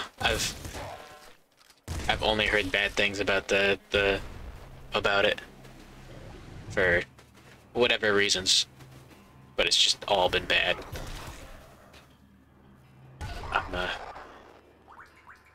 I haven't been paying attention to gamer news for the past couple months, but before then, no one has had anything good to say. The only thing has been exclusives. Okay, the base launcher. Okay. Here's a good tip if you're ever doing anything on, if you're trying to video game on a Linux. MTG Duels. Oh man. The Duels games are okay. It just doesn't scratch the exact itch. They're all very good for getting into Magic because it's simple and you don't have to fuss too much around with deck building. But you don't get to fuss around with deck building, which is the real meat and potatoes. You only get let's see. You can what, change the starter decks around a little bit. Didn't they make like DLC decks? Something crazy like that? I don't know how well that pans out in terms of, you know, DLC. I think that's closer to horse armor on the horse armor Shivering Isles scale. Well, I guess it's content at least. But paying for something wait, no, you can play online in that, I think. Right, that's a moral question. But I'm a gamer, so I don't know what to say about that. But yeah, no. The arena games are okay. I mean, the duels games, especially because it's like that's one of the few cool things you can play on the Xbox Live Arcade. You got white tech, all tokens. No. Oh yeah, on like another online service, but as long as it's like physical, you're probably pretty good.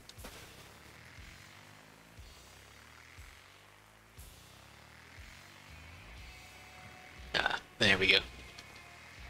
Nice. But yeah, now what was it? Yeah, no, that's like Xbox Live Arcade Classic. That's like, you can't get Minecraft, but you can get Magic. Now that was an era. Oh man, the Minecraft Xbox Live Arcade clone genre was crazy. You had like Castle Miner Z, like Lego blocks, all that nonsense, and they're just all crazy. Physical MPGs and all the counters and triggers. Okay, here's a format for you. I don't know if anyone still plays it, but I heard about it, and I've played like 1 or 2 games. It's called Judge's Tower. And the gimmick is, there's one deck, or whatever, it's just full of dumb cards. The idea is you've got infinite mana, or whatever, you play the top card, and you activate all abilities of all cards, top-down order. And the idea is, you win. Yeah, each player has infinite life. I think you have to keep track of it still, though. And you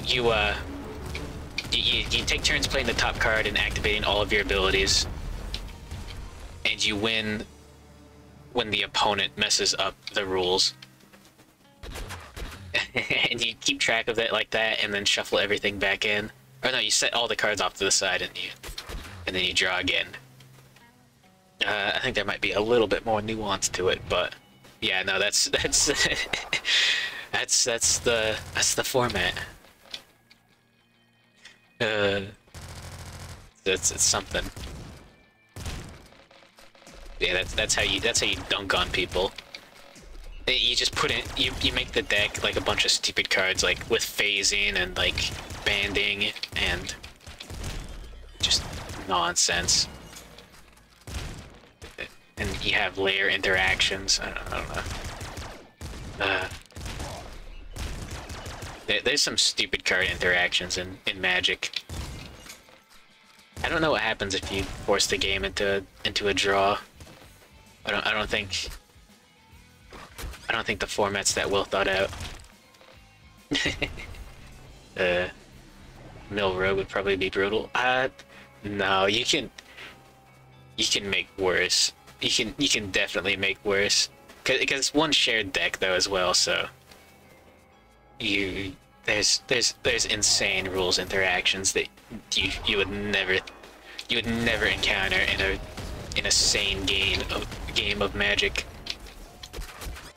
Oh, auto flame shotgun. I barely knew you. Cascade. Cascade decks are fun though. Ooh, smart gun. No, that doesn't count. Damn it. Whatever. Man. Okay, yeah. Shardless Agent was a deck. I don't know if it's good anymore. But yeah, Shardless Agent. You play like Shardless Agent and like Bloodbraid Elf, just because they're really good value cards. And oh yeah, you get a cascade into Ancestral Recall and stuff. Okay, yeah, no. You still learn. Okay, there's. Oh no, I got shotgun. Bug is the funnest deck. Yeah. Yeah. I don't remember exactly how the deck works. But yeah, so Shardless Agent, Cascade. So Cascade is when you cast a spell, you reveal cards from the top of your library until you show a card, like a non-land card, that costs less than whatever the cascaded card. And then you get to cast that for free. And Shardless Agent is just 3 mana, 2/2 with Cascade. So then you cast that, and then you get whatever 2 mana card, 2 or 1 mana card in your deck that's next. And you just, you get that for free as well. So, yeah, Shardless Agent's great. Oh yeah, he looks cool too. It's just a dude like hanging upside down with a knife. So you can cascade into fun cards like Hymn to Torok, which is 2 black. Target player discards 2 cards at random.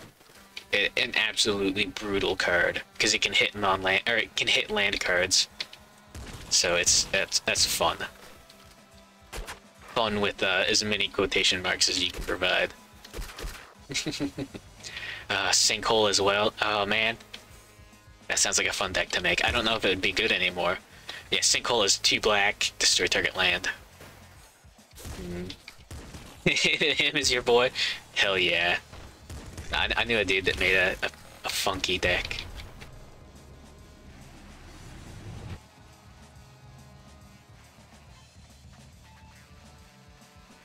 There we go. A little bit more water.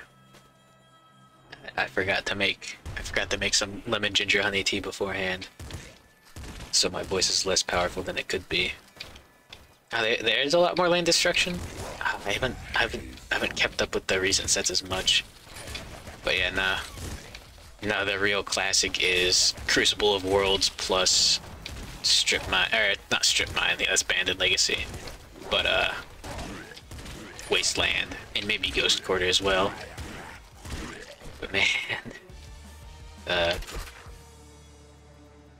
no, okay, yeah. If you want an idea of the Commander play group that I have, a very common occurrence, or at least one player loves to play. Let's see, yeah, what was the other one? Crucible of Worlds or Ramen Up Excavator and Strip Mine and Wasteland. So, Crucible of Worlds and Ramen Up Excavator, one's an artifact, one's a creature, whatever. The main thing is that what they let you do is that it says like you can play lands from your graveyard. So, Wasteland, as I described earlier, lets you tap it and sack it to destroy Golos. No, but that would probably be a good commander for him. No, the dude just plays other stupid things like Atraxa and just has that combo in there. Yeah, I've never seen a Golos deck in person, and I don't think I want to. No. Oh man. Monocolored Golos sounds funny. I've seen like one deck of that, like posted online, and that it looks goofy. Oh. Matrix dodges. Bob and weave. But yeah, that's a combo for sure. Oh, minigun. Nice. But yeah, yeah, no. So Strip Mine is like Wasteland. You can just like tap it for one colorless, but instead of destroying non-basic land, it's just tap, sack, destroy target land. So it's not something you want. It's not something you want to play against when the opponent can just cast that from the graveyard, or play it from the graveyard, not cast. It's something. It's something, all right. But yeah, no. That's not a fun commander combo. I've been taking a lot of damage, so Bloodlust might be good. But yeah, what was I talking about before? Oh yeah, land destruction. I don't remember if there's any legacy decks that are good that actually use land destruction. But no, I knew a dude that made like a very sinkhole heavy deck. Yeah. Oh. Doesn't that Ajani, the white red Ajani, can't that destroy lands? Or something stupid. Maybe I'm thinking of something else. Maybe it's like untapped permanents. He did Golos land destruction. Oh no. How bad was it? Did you get like taken out to the street and like just beaten within the inch of your life? Yes. Oh no. Rest in peace. Oh no, that's another stupid combo. Rest in peace plus Helm of Obedience. Yeah, no. Commander combos are fun. With quotations, of course. Big quotation marks. So, here's a good Magic the Gathering combo for you kids out there.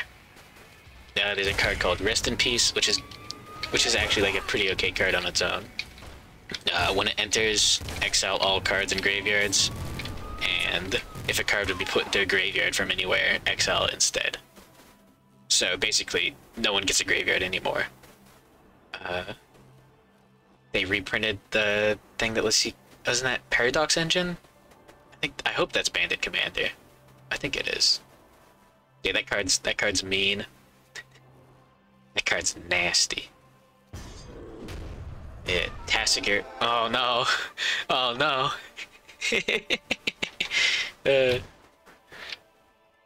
Yeah, I don't know if I want to play with that card. It's too much. I'll take Crown of Curses. Hopefully I can show off the cheese caves.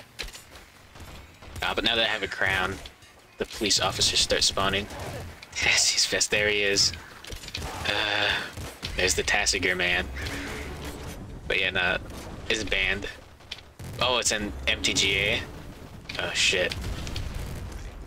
I don't like the sound of that. Was that ever a good combo deck in anything other than Commander? Maybe Standard. Oh no. Damn it. Too late. If you go through this portal while you have a cursed weapon, you go to a different level. Oh yeah, if you eat a cursed weapon, I think it takes damage. Like you lose a little bit of HP. Only in historic. Okay. I really need to check out the historic meta, because that sounds like it might be fun. I don't know. Maybe I shouldn't have taken Crown of Curses if I can't eat the guns. But yeah, being able to play goblins sounds great. Yeah, Muxus is a recent card, so it must be an arena. I don't know. I guess Rabbit Paw would be the good option here. But more gun. Nah, Rabbit Paw should be good. Absolutely unbalanced. Oh, hell yeah. That's what I want to hear. As long as it's not, like, that bad. Like, Legacy is something. Yeah, Legacy's the kind of format where you can have a combo deck that just loses the Force of Will, but still does kind of okay. But yeah, Belcher. So there's a card called, like, Goblin Char Belcher, and what it does is you reveal cards from your library until you hit a land, and then it deals that much damage to the opponent. And if you hit a mountain, it deals double damage, but whatever. The whole deck is just get enough mana to cast and activate Belcher with, like, free mana sources, and then just, well, you only have like one land in the deck, and then you just kill them with that. And if the opponent has a Force of Will, they just counter your Belcher, and you just go to the next game. That's the whole game plan, is hope your opponent does not have Force of Will. But yeah, yeah, I really need to check out historic.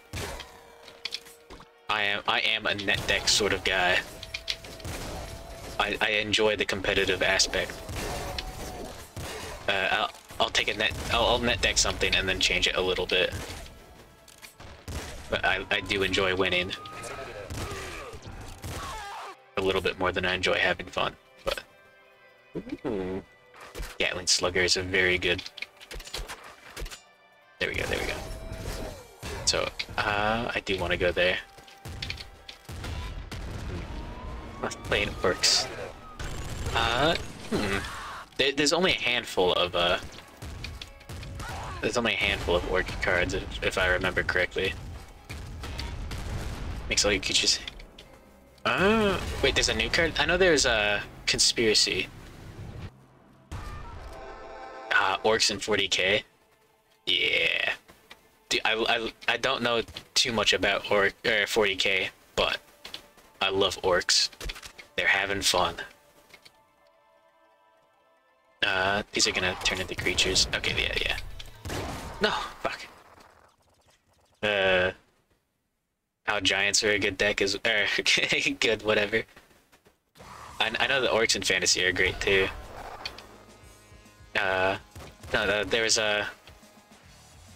They just do whatever. That's insane. What's the new one? I know. It was called like Conspiracy or something like that. Maybe there was like 2 cards that did that. Good morning, Caleb. Welcome to the radioactive toilet. It's in the background. I'm just talking about Magic the Gathering. There's been like, I've said like 5 things about the game, and I've just been talking MTG. I'm sorry if this doesn't gel with your Yu-Gi-Oh brain. Orc Pirate Wizard. Ixalan. Okay, yeah, I think I remember that a little bit. No, what is the combo with the thing that makes your stuff creatures? Or it makes your creatures one type. Yeah, stuff one random dude a bag, 8-1, spotted the unit with the tree or fell down. Okay, that's... Okay, so instead of... That sounds, interesting. Sounds like a real gamer, gamer archetype. Army, I guess is the proper word. Oh yeah. Yeah, what is it? I'm not completely up to date with the new cards. I've seen some of the cards from Strixhaven. I saw the new Faithless Looting promo art that looks very, very bad. That sounds great. Yeah, that sounds like a real... Oh man. Yeah, just playing dumb stuff in any format, any medium. I don't know. Is there any Yu-Gi-Oh equivalent of Warhammer orcs or goblins? I'm sure there's some stupid deck where you get to play like funny guys. But yeah, no. What combos can you do with Changeling? Trigger fingers is better than long arms, I think, in this situation. There you go, that's the 6th thing I've said about Nuclear Throne. I hope you're keeping track. It'll be on the test later. But yeah.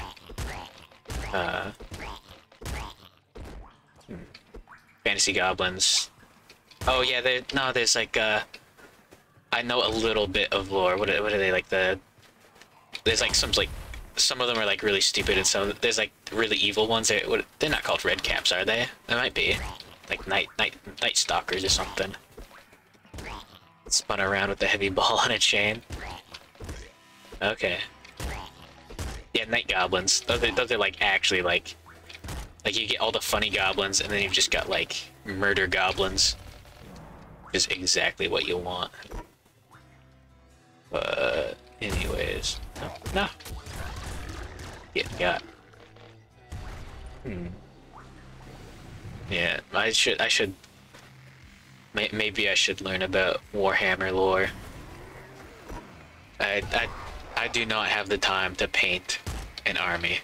I've got Kingdom Death Monster figurines sitting on the shelf, looking at me, all gray and sad, and only one of them is primed. There we go. Chaos Knights. Chaos Dwarves. Okay, dwarves are pretty close to goblins just because they're short. But other than that... Yeah, no. There's the Forehammer... the Forehammer. Goblins have STD. Is that true? Oh, Warhammer Fantasy got replaced by Age of Sigmar? Isn't Age of Sigmar dead? That seems like something that would happen. Man. Oh no, a question. Okay, Age of Sigmar is still going. Is it one of those things where people wish it was dead? The lore is awful. Okay. So people wish it was dead. Oh, rules are good. What's the point then? Okay. Stop trying to get me to eat paint plastic. Okay. Love me models. Love me gay. Love me rules. Hate me lore. Simple as. That's what the kids say these days, right? That's the hottest quote-unquote meme. Anyways. Yeah, what's the question? 15-year-olds? Oh no. Like, anime 13-year-olds? Like, they've got, like, infinite power. I ended up in Age of Sigmar, and, I got this phone that lets me cheat, and I have a harem of 15,000 orcs. Question about the goblins. Ooh. Goblin questions. Nice.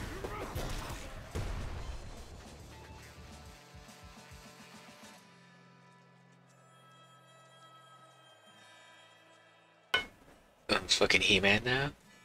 Oh yeah, the whole point of Warhammer was the funny grim darkness of the year before the K. The cringe elf fetishist versus the Chad goblin enjoyer. Let's fucking go. Yeah, exactly. Who needs elves when you've got funny goblins? Oh, man. Goblins are great. They threw it away. They threw away the grim darkness. Oh, they fucked up 40k too? Man. That sucks. I know a lot of people like that. Sigma rates. Man, yeah, what's the point? What's the point if it's not absurdly grimdark? Elves are kind of assholes. Yeah, I thought it was beyond that. Like, they're total assholes. I thought that's the idea behind elves in anything. Well, at least outside of Tolkien. Well, even in Tolkien. Heroes reborn in super cool armor because they are cool and good. Okay, fair enough. That doesn't sound very good. I thought the whole point was that no one was the hero, so you could play as any faction, have a good time. Okay. Basis for elves and mythologies are race that betrays fucking everyone. Around elves, watch yourself. Yeah. Don't. Wait. I know. I've seen a few good elf VTubers. Okay, mostly just Albernact, but fucking knife ears. Yeah.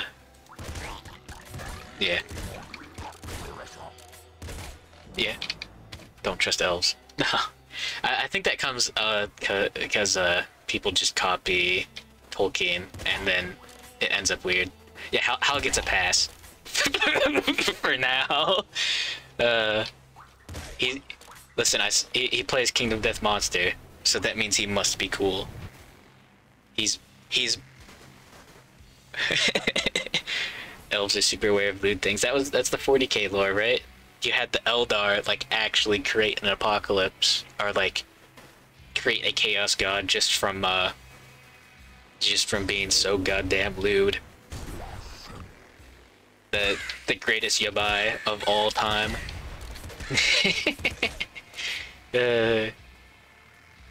Man.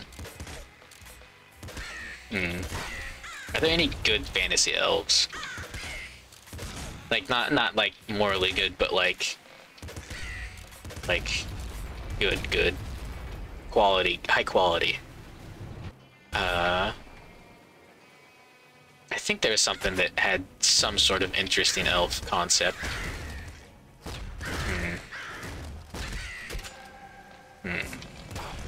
I can't think of it. Probably not. The only good elf is a dead elf. No, Slanesh. The movie left out. Oh yeah. Yeah, for 13-year-olds, you can't have that stuff. I guess you could do like I don't know, like some sort of noise marine equivalent. I don't know 40k lore well enough. Okay. These moms, yeah. You can't have Robertsons on the table at the game show at the LGS. Okay. I brought it up last time I talked about Warhammer at all. The All Guardsman Party is a fantastic piece of fiction, and I don't know how true to 40k lore it is, but it's like some a retelling of some dude's like 40k like Dark Heresy campaign. But it's very interesting. It's got a good sense of humor. It's like one of my favorite things that I've ever read. There's like someone did like a pretty good voiceover or like read through of it. But yeah. That's where almost all of my knowledge of Warhammer lore comes from. And then the rest of it comes from funny orcs. Fantasy Flight Warhammer 40 games were good. Fantastic. Okay. Okay, I know. Oh, wait, shit, I should have took Strong Spirit. Yeah, whatever. So yeah, Fantasy Flight Games, did they get shut down? I know the contract with them and Games Workshop ended without getting re-upped a while ago. And that ended up... Okay, so I know that because Talisman got taken out of print. So there was a while when Talisman expansions were super expensive and you couldn't get them. And it wasn't until recently that they started producing those again with another company, just because they didn't want to sort through the legal mess. But yeah, that was like, what, like a year ago. I wonder if it's like Dark Heresy and stuff getting reprinted again. You missed the SpaceX launch? Did that happen? Oh fuck. Oh no. Are they launching rockets right now? Rude. Oh shit. We should be playing like 4 people going to the ISS right now. Oh shit. I hope it goes well. So they just lifted off? Are we gonna get another... Am I gonna get a live through another Challenger? I shouldn't say that. Those are real people. Oh no. I didn't check if that was a mimic or not. See, okay. I guess I'll have to watch that after this.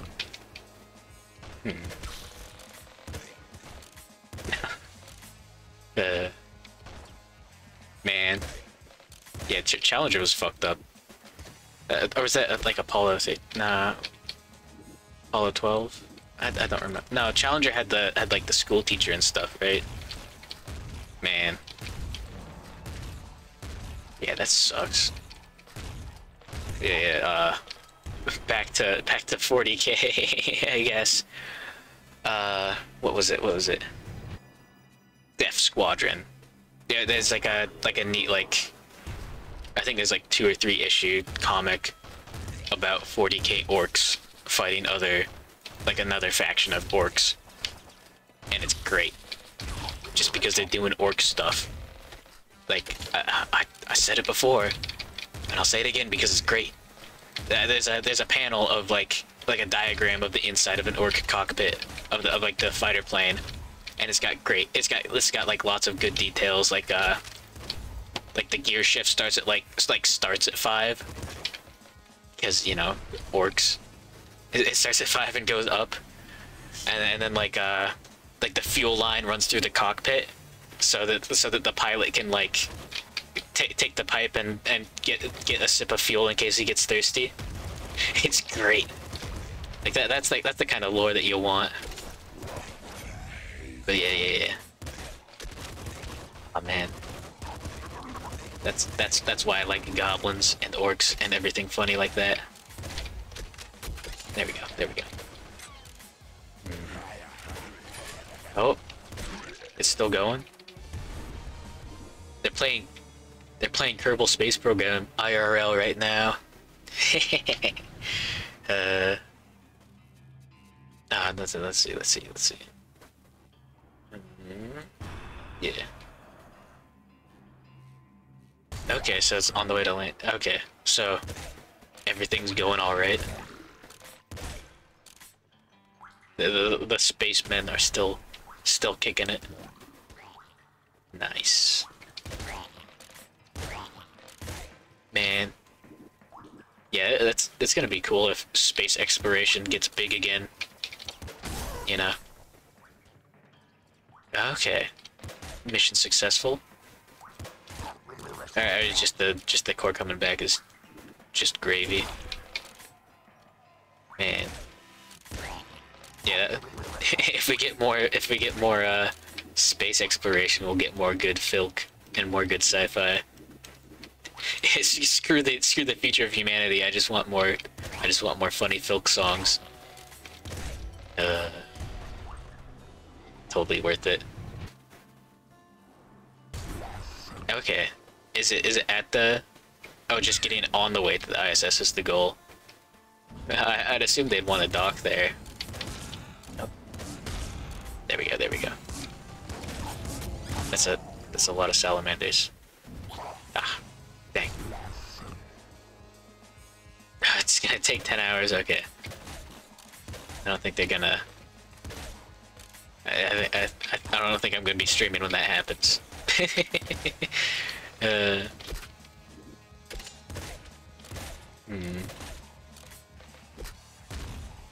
Yeah, I can't wait to take a vacation to the moon, just so I can jump super high.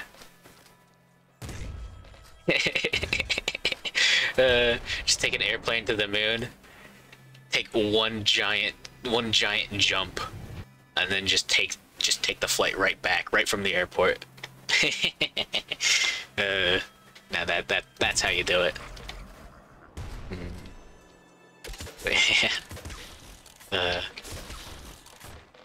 Yeah, I can't wait till we get aliens in real life.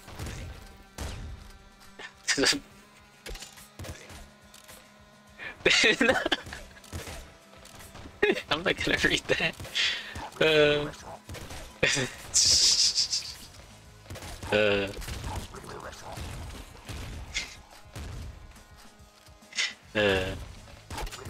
this gun, the worst. Oh, but it's good right now.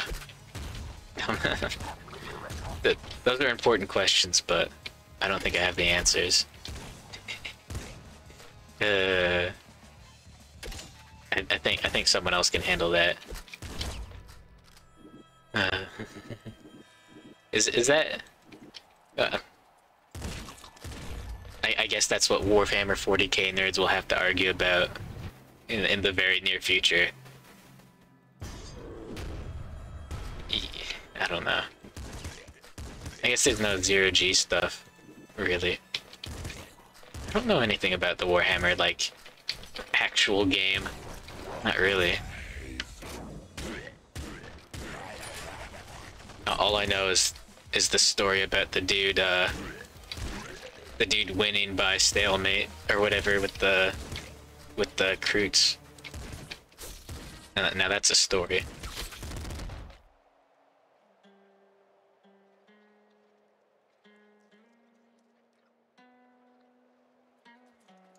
There we go.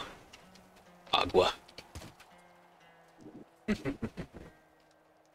The White Scar army that was all in reserve. Yeah, I think that was it. Yeah, the dude was like kicking serious ass with his super cheese strategy of leaving everyone in reserve and then taking them all out and kicking ass on the first turn. Agua Loca.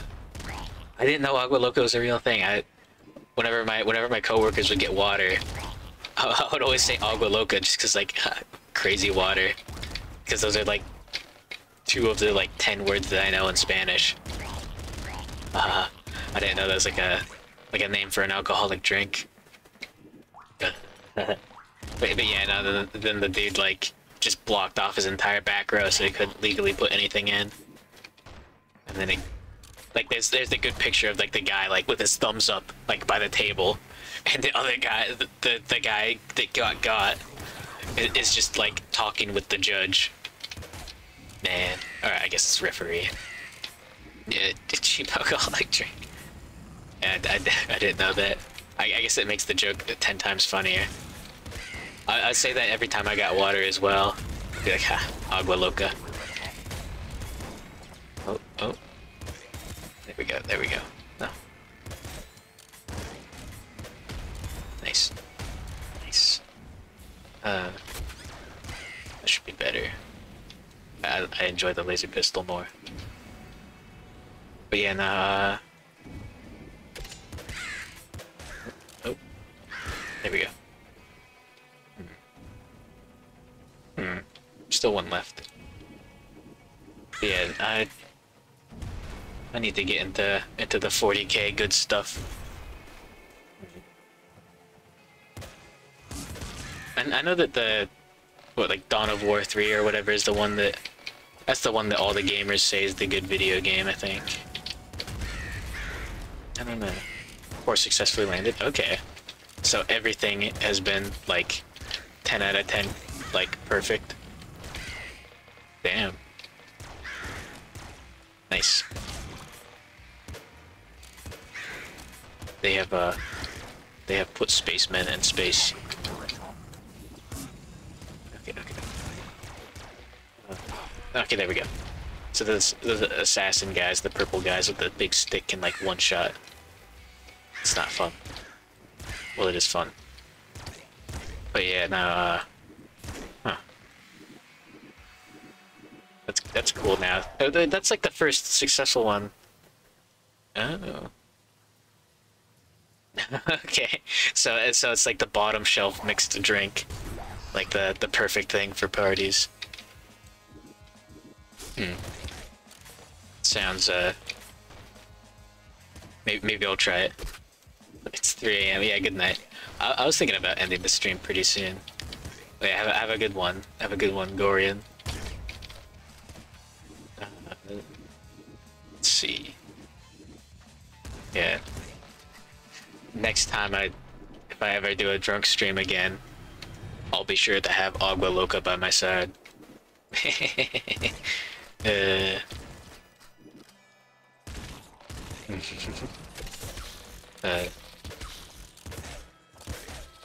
Oh, nice. Oh dear. Is it that bad? Or is it that good?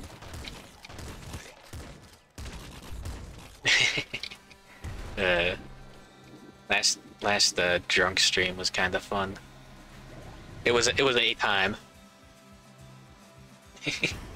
A time to be exact. There we go. Oh. Nice. But yeah. Man, I'll have to find a very good cube for streaming. Or for doing a cube. I need to figure out how to set up cockatrice and all that as well. Gonna be a lot of fun. I'm not. It's just cheap alcohol and juice. Yeah. I've got cheap alcohol. I just need to find the juice. It's a high school thing. Oh yeah, Mexico. It's like 18 to drink. But even then, yeah. I was never a bad boy.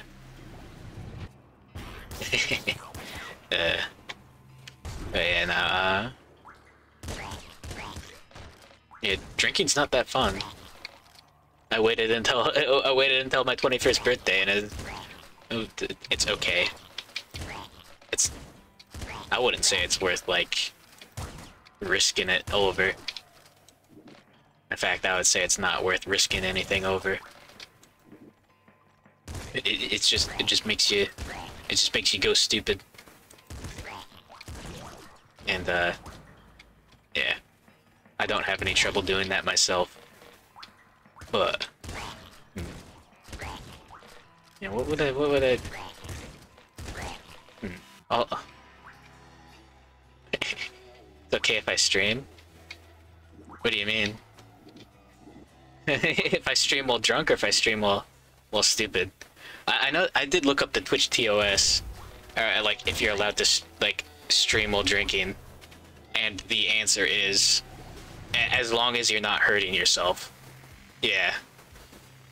Yeah, like if you're like pounding back shots and you're like about to die from alcohol poisoning, that's not okay. For multiple reasons, but it's also not okay to stream. There we go. Yeah, uh, yeah, not as long as you're not like doing damage to yourself, you're good. And that's a pretty good rule. Oh, frick. 1 HP dream. Yeah.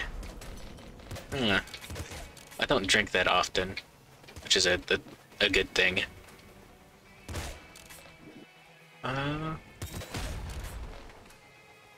Is that the last? No, damn it. Ah, there he is. Man. Yeah, I'll have to. Yeah, because I'm not streaming tomorrow. I'll have plenty of time to work on the paper bag and all that, and set up a, or at least do research for a cube. Because it definitely won't be Monday, but it'll be soon. Oh man, I'm hungry. No. Okay. Maybe I should get some food. I think I'll end the stream. Yeah, a Magic the Gathering cube. The like your own draft set. You know? Man. Oh yeah, I guess you were. Where's my boy melting? Okay, wait, yeah. Let's do a melting run, and then after this, I'll go for it. But yeah. It could have been a very short melting run. Yeah, not having a trackball mouse feels weird. It doesn't feel different, which is the weirdest part. You got a bulk cube. Nice. Is it fun? I don't know. I could ask you for the list. I've got someone who's got like at least one Chad Melting. Yeah, Melton's the coolest character. Why would you not play as the 1 HP Dream? It's horrible. Okay, never mind. I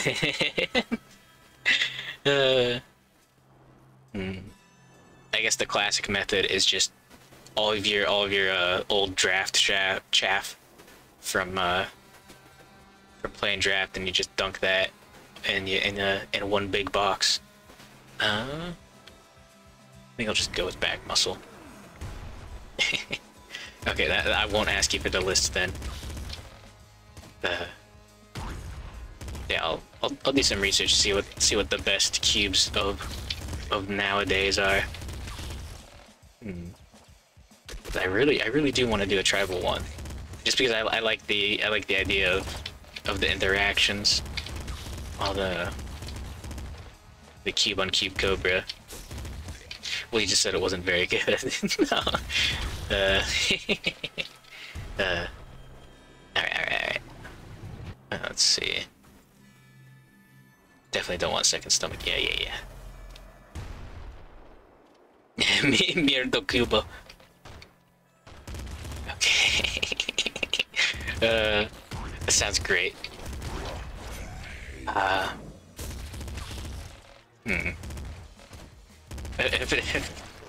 no.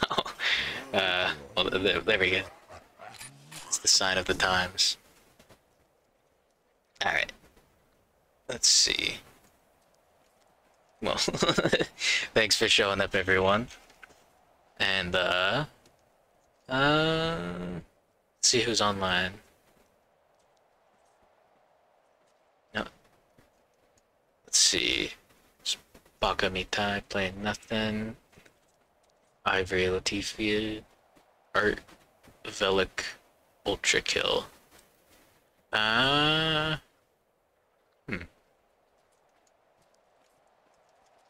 Is there anyone that I should raid? I'll put on Velik because she has the lowest viewers. Yeah. Alright. Yeah, whatever. Okay, well, thank you for showing up, everyone. Hope you had a great time. I did. I gotta talk about goblins.